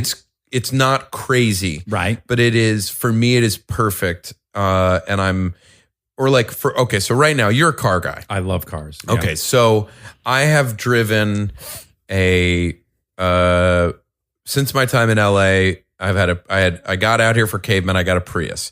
Then I got a thing on Kroll Show where I did an ad for Subaru inside of the show.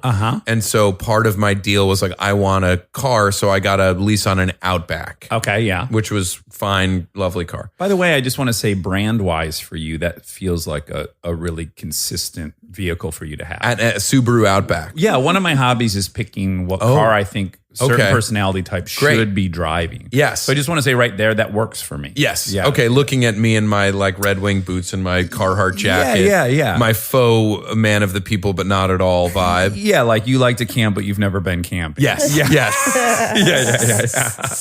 Yeah. I've been camping. I believe you and I love to hike. I don't like camping. Okay. I do. I mean, I do. Do you know what I mean? love to hike though. That's I genuine. love to hike and I love being outdoors. I don't like waking up in a sandy tent. Right. That is my issue. Sure. Without a toilet nearby.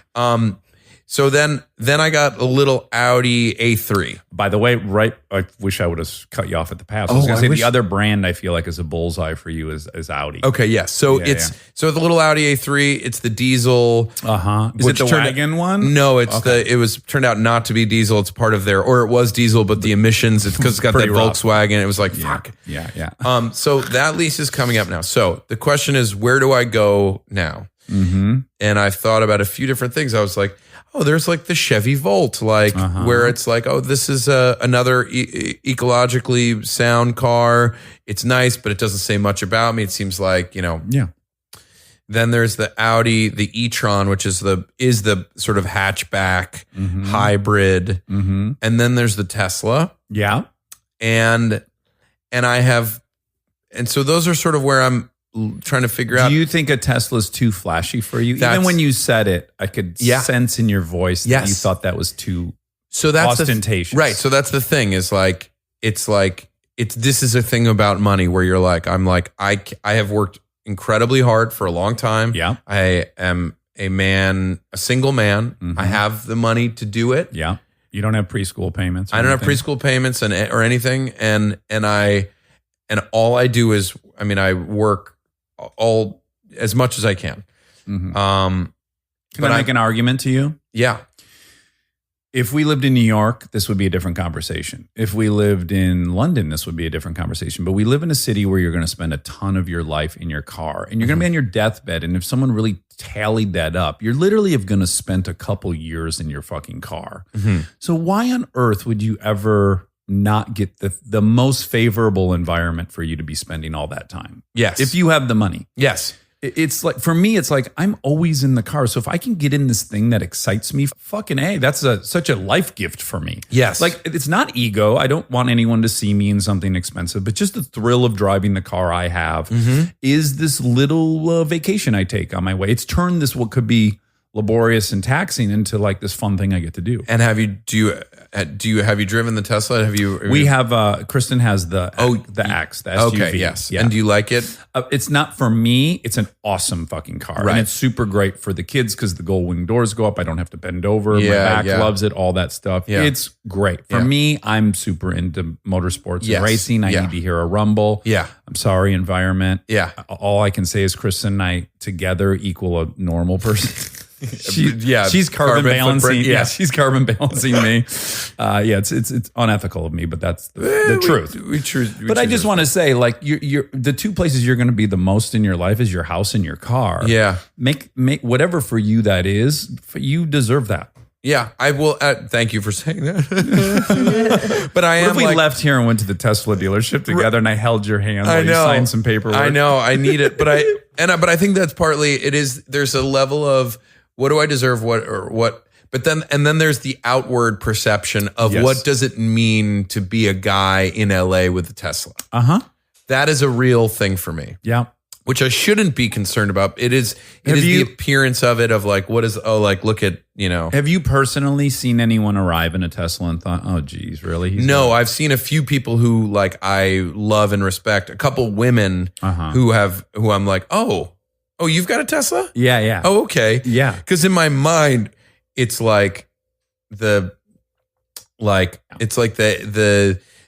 aging Hollywood Jewish guy who like wants to show how fucking hot shit he is, so he's got his Tesla. Yeah. That's that's the invisible view I have, the eyes on me. I would have the exact same thought process. Yeah. I'm dead on with that thought process. Yeah. But I will remind you, like I try to remind myself, no one's going to think about Nick Kroll, period. Yes, that's correct. Ultimately, no one's going to evaluate Nobody gives you a shit. because they're thinking about what they arrived in. Yes. Right? That is the truth. Yeah. We're all too busy. Yeah, we're all too busy And no one- self-critiquing to critique others. Yeah. So no one's ever going to think. Now, if you pulled up in a red Ferrari. Yeah. They're not ostentatious. I don't They're not. think. I think it's the Anyone thinks- responsible. Like, Yeah, it feels responsible when you see someone driving a Tesla. Yeah, I think so. There's something funny. It might be stuck in my head from like 3 or 4 years ago when I saw a few dudes with Teslas, and I was like, oh, okay. I have had I know a friend in AA who's a really, really successful trial lawyer. He has a ton of amazing cars. We're both super into cars. And his son, he would drop him off at school, and his dad, he'd say, Dad, pull over.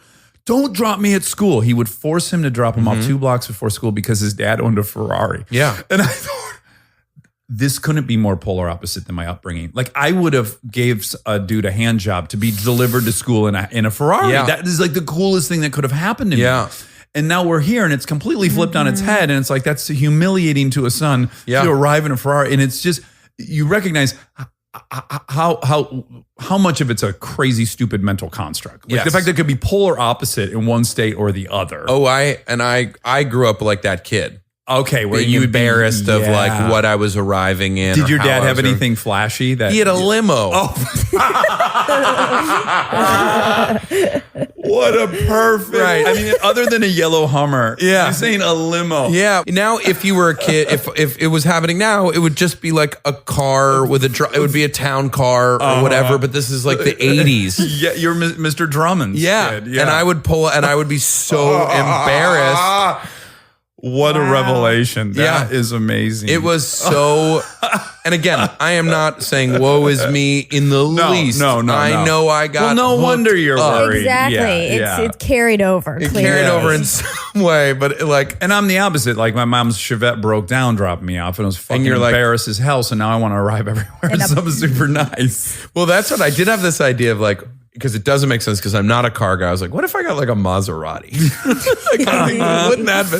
Just went all the way. Yeah. Leaned in. I wouldn't do it, but I would. Well, part of me has thought for my own ego, I need to buy like a fucking Yugo and just force myself to drive it for a year with the windows down and the radio up and just own that whole thing. Because too much of my identity is attached to that whole thing. Because this is where I grew up in Detroit, car culture. Yeah. It's all about getting that sweet car. Yes. And you feel like you're like, I made it. I get to go get the cars I want. Yes. Why else have I done it? Like, what other symbol is there for me to prove to myself I've achieved something? Does it work or no?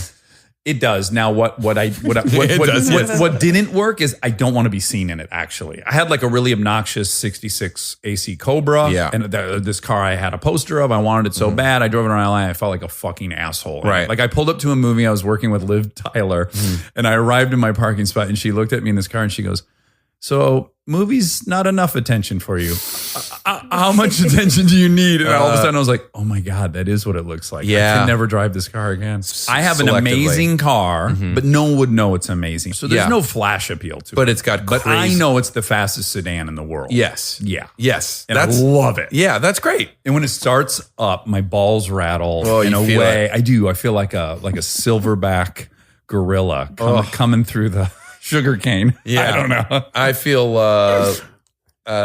like a little in my little Audi A3, like a little fucking poodle. Cute little poodle running around. Those are really cool, though. I really, really like those. I've enjoyed it. But you're right. It is this thing you spend so much time in. But it is these things. What for me, and we can move on. It is that it is no matter where you are or what you're doing, eyes that I can't see that I feel like are seeing me. Self-conscious. Yes. We never, you can't really do anything to prove to to stop being self-conscious. Yeah, I don't think anybody dislikes themselves. No one dislikes you as much as you. Absolutely. I only have a couple more questions, and you can go. Do you watch comedy? Not so much. I mean, no. Isn't that interesting? Yeah. I don't know what that is. I don't know if it's like, it's two things. One, I feel like someone else has probably said this, but it's like all you do is make comedy.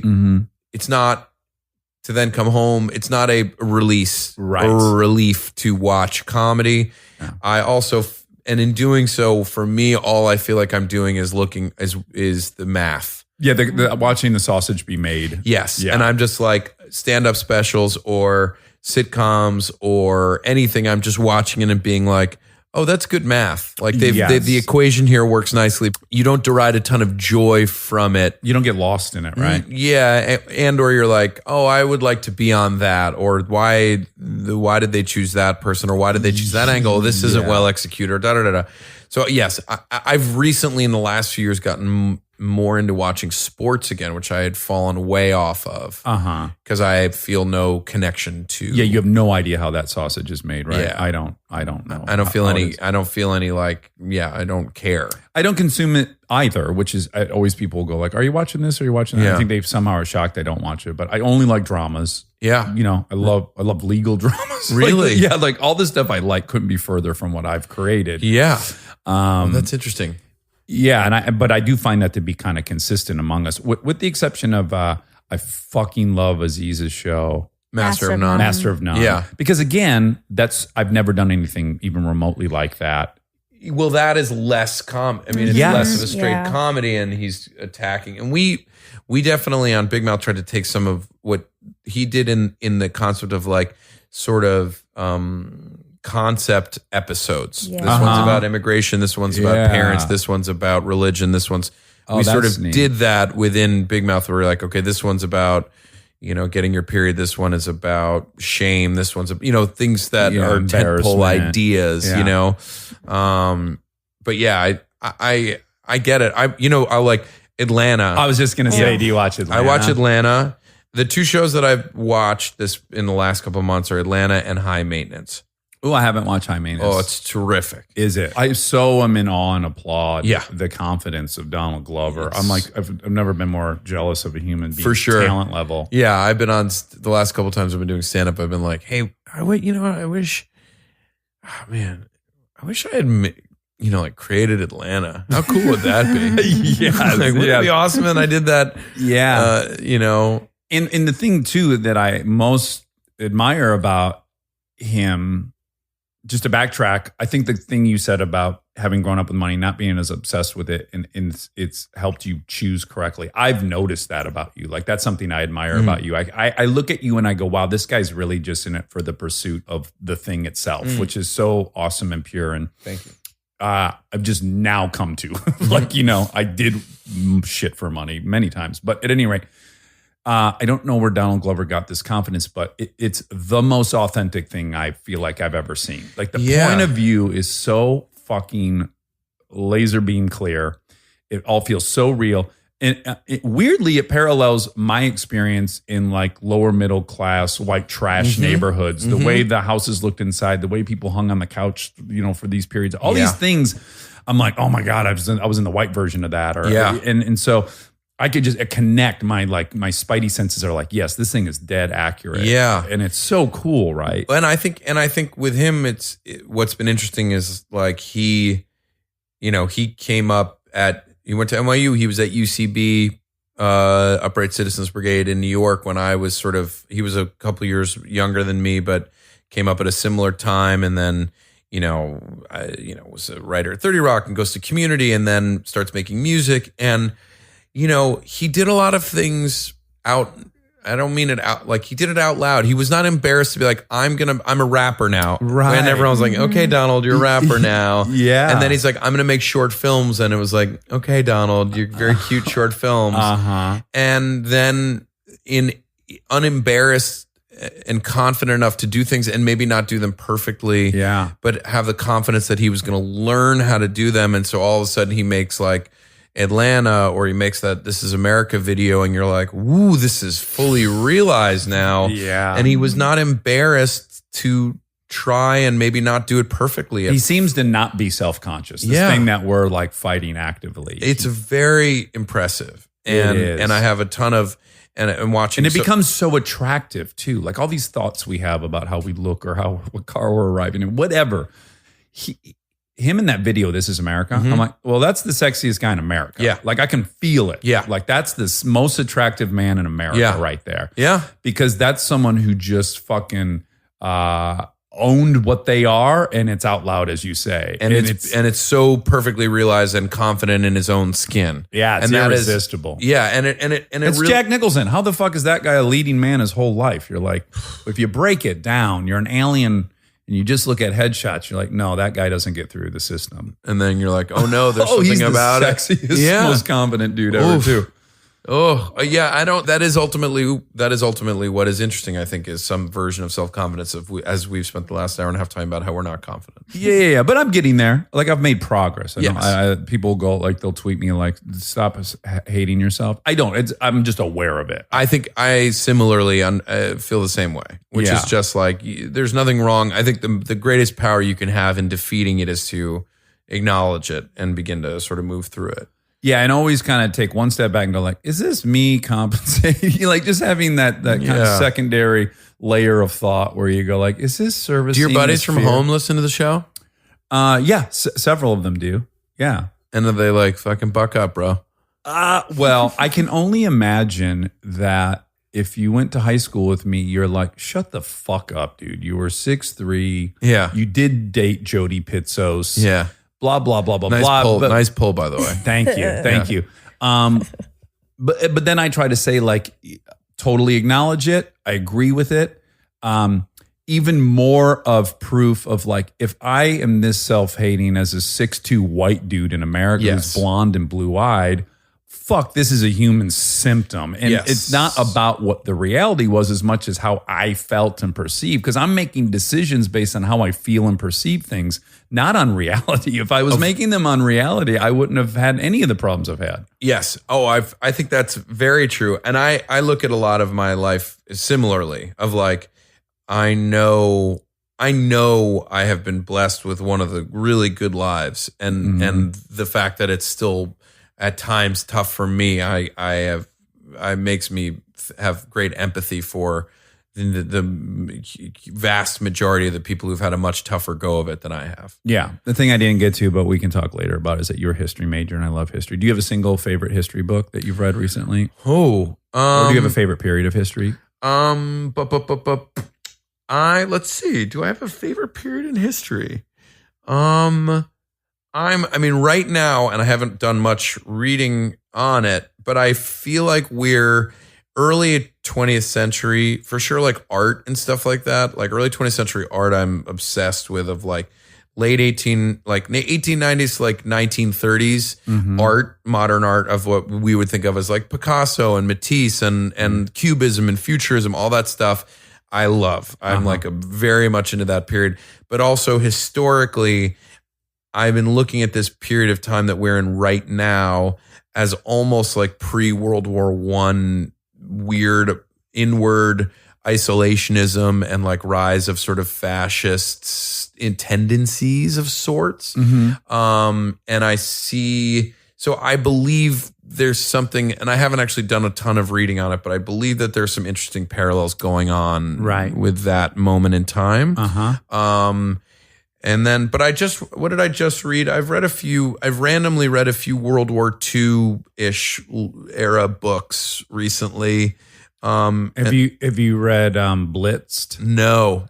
Do you know that one? I know, I've heard the name of it, but what is it? Is it Drugs in the Third Reich? Whoa. Yeah, it's awesome. I just finished it. Yeah. All right, is that your? They had like over-the-counter methamphetamine. Yeah, in right? 1936. Keep for them Germans. going. Yeah, and the German troops were fully methed up to the gills. Oh, that's great. Yeah, staying up for like 72 hours, no problem.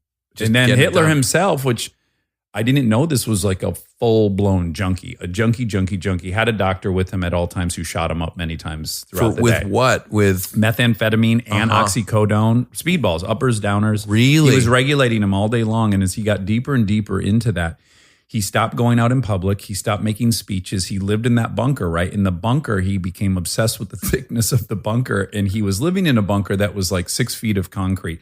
And he had one built that was like 32 feet of thick of concrete. That's what he ended up dying in. It's the description in the book was that is as if this cement cube fell from space and landed in a mountaintop, and like he couldn't get in thick enough concrete to feel safe. because he was just like a meth head. He was a full-blown drug addict and just stopped everything that he had been doing. And you just start watching all those decisions that I had read about in other World War II books, but now it becomes a little more salient, like what was going on. Yes. On a personal level was his track marks were so bad that they couldn't find veins in him to shoot him up anymore. I mean, just wild stuff that I didn't realize. See, we're all human. Everyone, even Hitler. Even Hitler had some issues. What if our conclusion was even Hitler had some character defects. Well, Nick, thank you so much for coming in. I want to say, and I would have normally led with this, that I occasionally bump into you around town. And it's always one of my favorite things to do because you and I will just sit at a corner of Hillhurst and Los Feliz, and we will shoot the goddamn shit for 20 minutes. Right? It's always a pleasure chatting with you. Now recorded for time for posterity. Yes, but always a pleasure. It's always a pleasure seeing you around. When you start one and I see your email, I'll be thrilled. Oh yeah, because you need one of these. I'm coming at you. Absolutely. I'm coming at you hard. All right, Nick Kroll, I love you. You're a very decent human being. You too. All right, thank you for having me. And now begins my favorite part of the show, Fact Check with Monica Badman.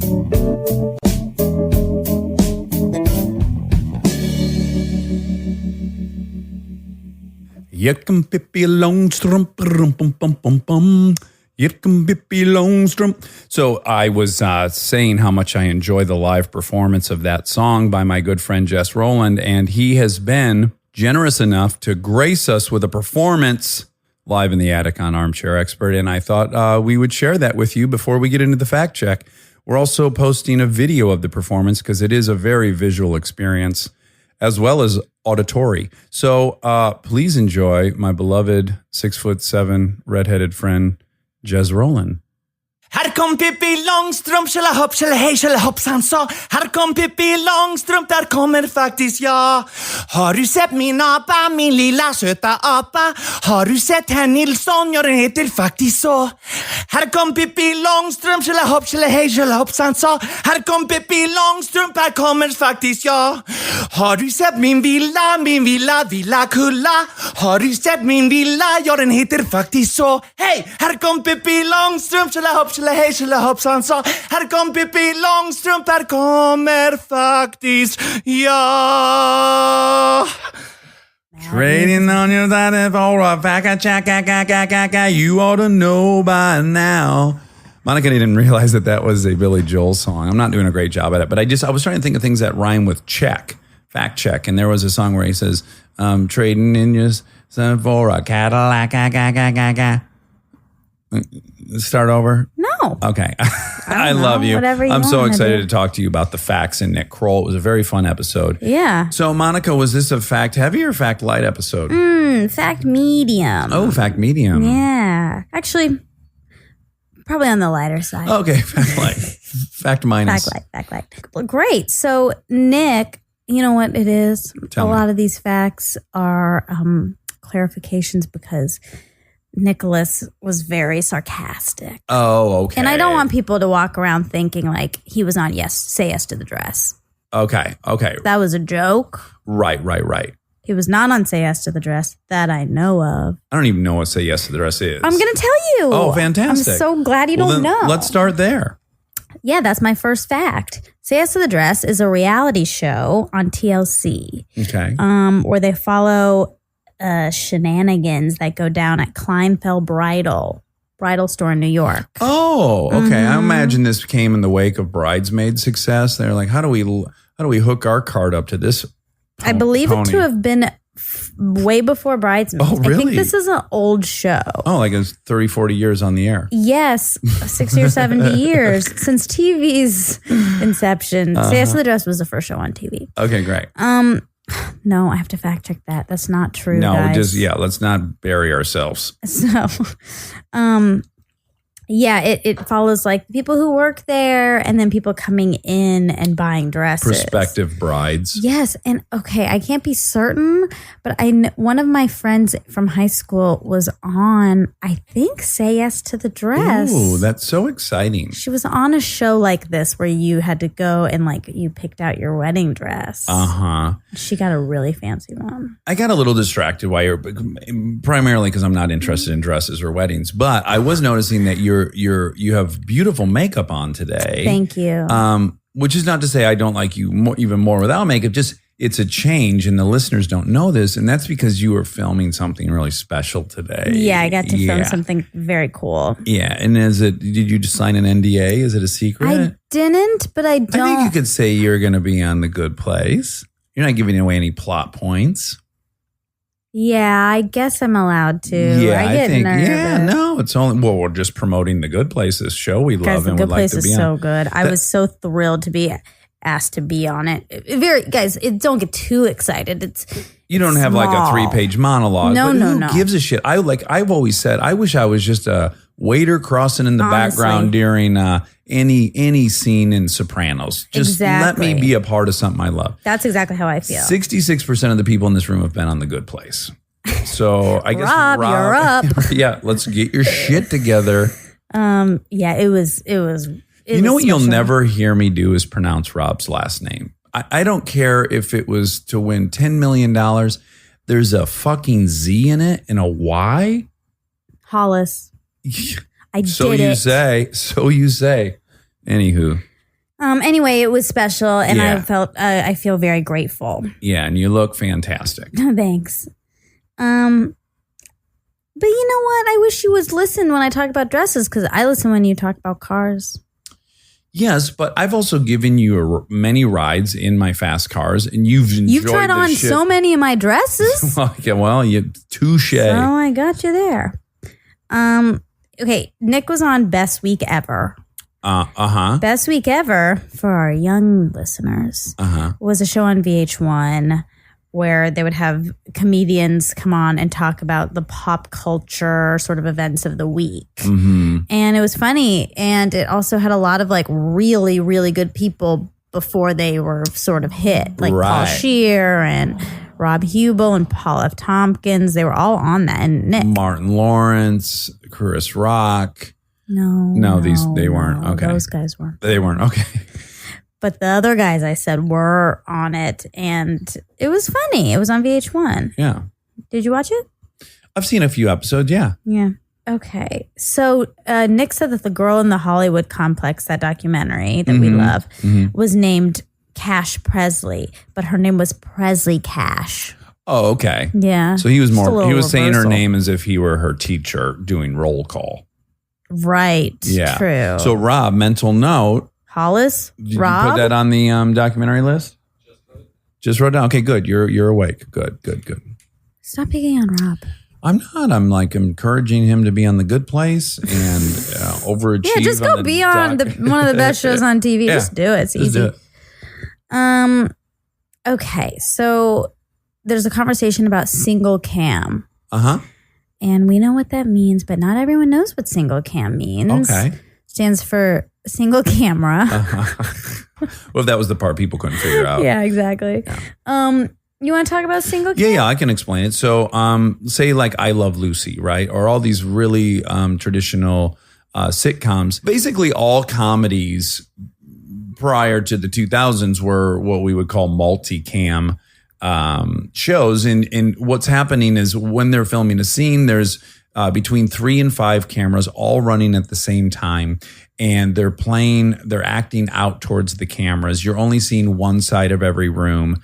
And There's a live audience. There's most a of the live time. audience. And the camera's not ever crossing the line and filming back towards the audience. So, but that changed. And now there's been a lot of very popular single camera shows. And that just means that it's shot like a movie is shot. The cameras, there's far fewer, and they light one side and then they turn around and relight the other side. Yeah. And it takes a lot longer to film. Yeah. And The Good Place is a single cam. It is.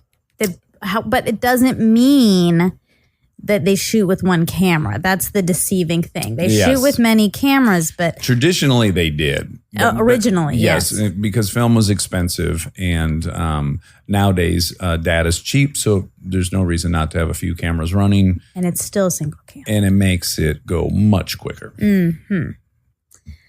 Okay, I get to explain something I love. Running charades. Oh, great!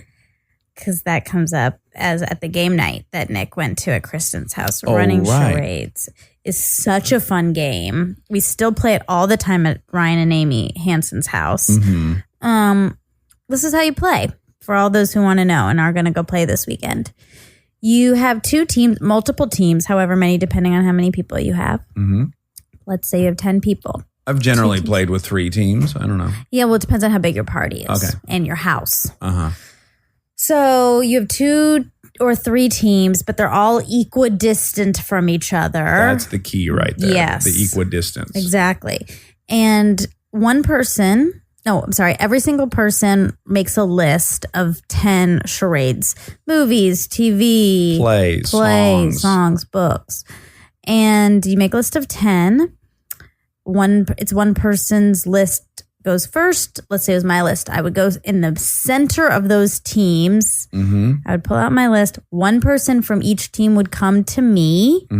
I would say the first item on my list, Little Mermaid. And then those 3 people would run to their teams, do charades. Right. Traditional charades. Please don't explain that. Yeah. Okay, so this is how you do charades. Oh, jeez Louise.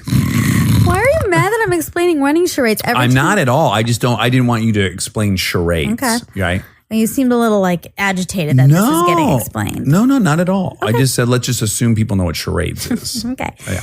So you do charades, no talking. And then whoever gets it runs to the middle person, the list girl, You. and gets the second clue. Forrest Gump. Forrest Gump runs to charades and so on and so on and so on. So whichever team completes the list first gets a point. But what's really fun is if you play full contact running charades, which is what we played at Kristen's house.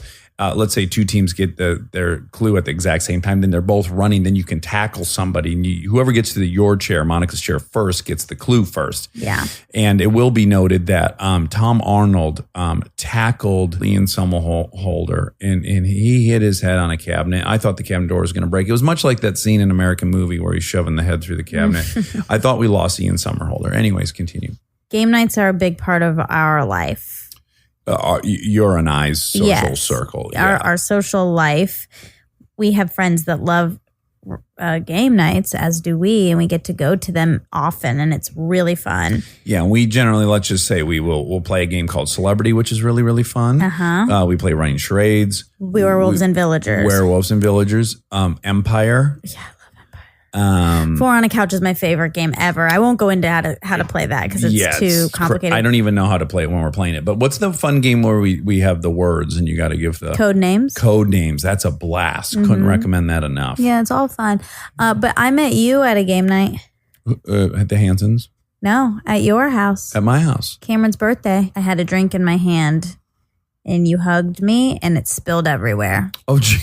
And I thought that was the end. I really did. But actually, this is the end today. It is? No. Okay. No. Do you remember that a lot at of people all? are asking, I don't remember that. Yeah. I want to say I do, but You don't I have don't. to. You don't have to. I do remember you spilling a drink when we hugged at one point, but I wouldn't have remembered that was the first time that we met. I think it was, yeah. Okay. But I will add this. A lot of people are curious about how we know each other and they ask a lot for me to interview you, but that's all coming. We've already done something special that will be unveiled at the appropriate time. Yeah. You mentioned anthropometry, which is the measurement of a human individual. Mm-hmm. That's what it is. That's what yep. And it was an actual field within anthropology. Yeah. Like a division of Tool. It was a tool of physical anthropology. Well, there was cultural anthropology, there was archaeology, there was primatology, and anthropometry was its own thing. At UCLA? No, just in anthropology, but it was eradicated. It was edited out because anthropometry was so misused during the Third Reich. Really? Yeah, so all these different measurements, facial pragmatism and stuff, they started being weaponized by Hitler and used to perpetuate the myth of the Aryan. And so it was so misused and that it was just eradicated entirely as a discipline within anthropology. Interesting. Yeah. Well, you just said it again, facial pragmatism. And I was looking into that because you said it during the episode. But they would measure from like the top of your hairline to the tip of your nose, right? And then the tip of your nose to your jaw. And then they would, divide that into your face. And they had all these different breakdowns of racial groups and where their features fell on their face and how much their forehead jutted out and how much, Yeah. But it was also looking at all these other differences too. How many olfactory glands you have, dish incisors. There was all kinds of details being recorded as data. Got it. Yeah. And then finally someone said, why on earth are we right figuring out all these differences that really don't mean anything matter?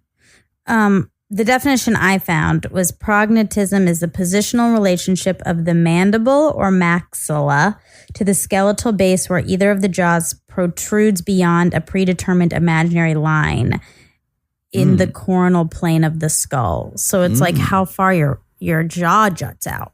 In relation to your maxilla. Yeah. Yeah, interesting. Blue's Clues. Your Almost Fate. Blue's Clues was an American children's TV show. That was on Nickelodeon. In 1996 is when it premiered. Oh, okay. Yeah. Does that check out? Yeah. But I think they recast the original. They did. Okay. Yeah, they did. The first one was Steve. Everyone knew Steve. Okay. Okay. And then in 2002, he was replaced by Donovan. Ooh, was he replaced? He was replaced, huh? I wonder why everyone knew Steve. Yeah, it was very popular, and it was a popular show. He must have. It was really popular. Something must have happened. Although maybe his contract was just up, and he was like, "I've had enough Blue's Clues." Right. That could have happened. Guys, we've got a 3-alarm fire happening outside. Do you think it was? Do you think they're here to catch the robber? I should hope so. Yeah, guys, it's a hot night in Los Angeles, and we're recording at night, which is really weird for us too, because everyone's schedules got so weird. Yeah. Also, why this is a little scatterbrain, this whole thing. But anyways, we have all the windows open, and we're getting a lot of ambient noise. Yep. Blue's Clues was the highest rated show for preschoolers. It was an animated dog. It was an animated dog named Blue. Mm. And do you even know about that? Yeah, I totally know everything about Blue's Clues. Because you auditioned for it. Yeah. Yeah. And my nieces watched Blue's Clues, and my brother was very pumped about the notion that Uncle That it's Dax gonna be you. would be interacting with Blue. Yeah. Yeah. At the audition, did they have a pretend dog? No, unfortunately not. That's probably why you didn't get it. Because of that. Yeah. You would have really booked it if there was a pretend dog. Yeah, because I do really well with pretend dogs. Yeah, it's sort of your thing. Okay, the phrase is "a rising tide lifts all boats." You were a little unclear. Okay.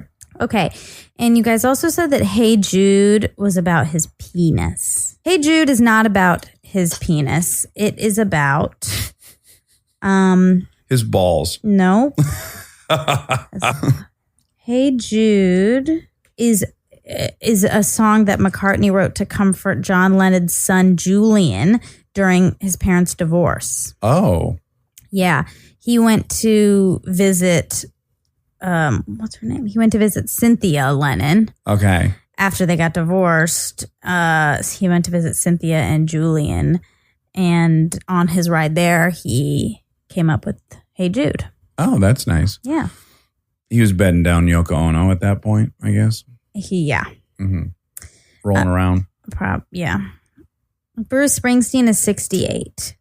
Mm. Lisa Simpson is 8. But By the way, I blundered big time on my the Sedaris episode. I said if the zip code there would only if the six long, it would only allot for 99,000 inhabitants, but it would actually allot for 999,000. I also missed that fact. Oh, you did? Also, then you add alphabet in there, and then it ends up That's being in the completely- billions. Yeah. Someone broke down the math for me today. Oh wow, And yeah. I was off by factors of just billions. I'm so sorry I missed that. I didn't even check that. That's I all right. missed it. I blew past it. Your jack off lotion is intensive care. Yeah. Oh, I'm sorry. It's Vaseline intensive care. Your jack off lotion. Well, that's what it was.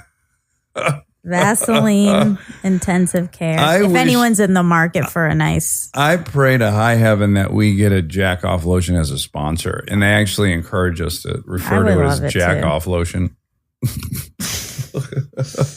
yeah. This episode, Armchair Expert, is You know, sponsored women by don't do that. jack off lotion. They don't what? What don't women do? Use lotion. Use lotion. Yeah. Yeah. You can't. Well, you could use like a lubricant, a sex lubricant, a Euros or Yeah, a but KY not a jelly. lotion. Oh, not a lotion. I got you. I was using like lotion as a blanket term for anything that was You lubricating. can't use like lotion that you buy at the grocery store. Or you're going to have some ouchies. Yeah, I think you'd have some Rashes. yeast infections. Oh, okay, great. Yeah, infections. So don't do it. Okay, But there's other things you can use. sure.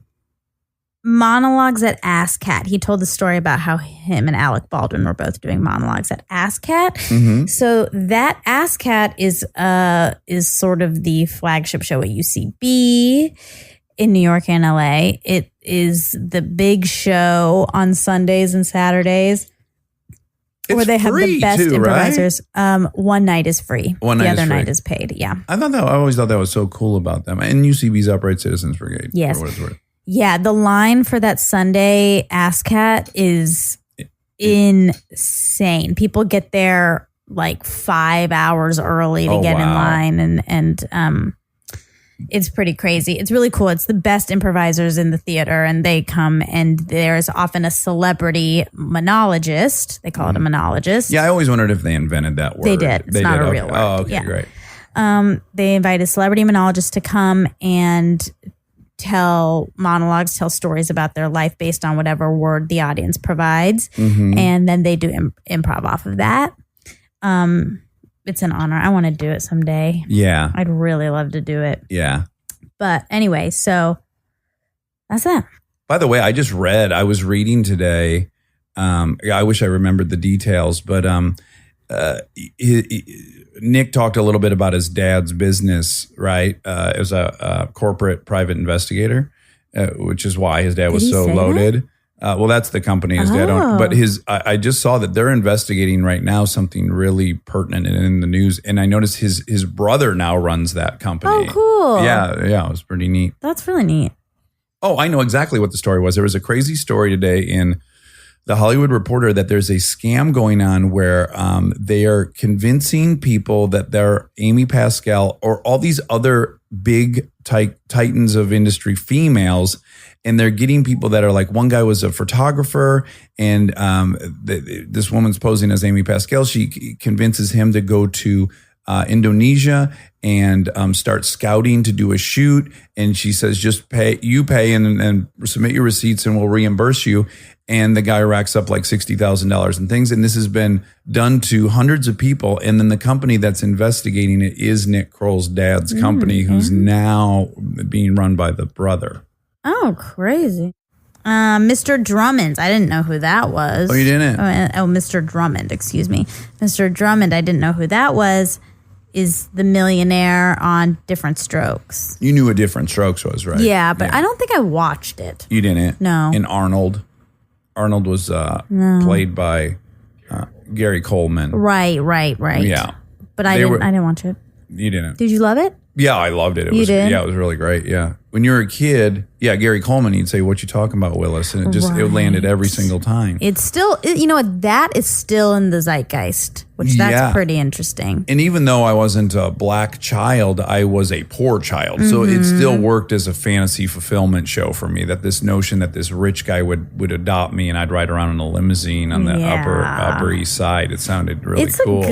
I like the concept a lot. There were a lot of shows when I was a kid about just kids being rich, because there was also Silver Spoons, Fresh Prince, of Bel Air. Yep. But yeah, I loved Silver Spoons because he had a train inside of his house and his stocking was like, I Silver loved Spoons. it. You wrote a whole essay about it. Oh my gosh, I forgot about that. You're right. Oh, you're right. I did. Yeah. And everyone thought I looked like Ricky Schroeder when I was a kid. Oh. People always said that to me. And we had the same white Swatch watch. Ooh. Cool. I never watched that either. Oh, it was that was great. before my time. Mm-hmm. You weren't even born I was yet. just not even in the womb. No. You weren't even an ovum yet. No. Childish Gambino, This Is America. You talk a lot about Donald Glover and being very wooed by his talent. And This Is America comes up, and that's one of his new songs. And an incredible music video. Yeah, really impressive. So amazing. Cinematically, thematically, yeah, pretty perfect. It really is. So you said that your car is the fastest sedan in the world. And so I'm going to read you the top 13. Okay. And you tell me if you think it's right.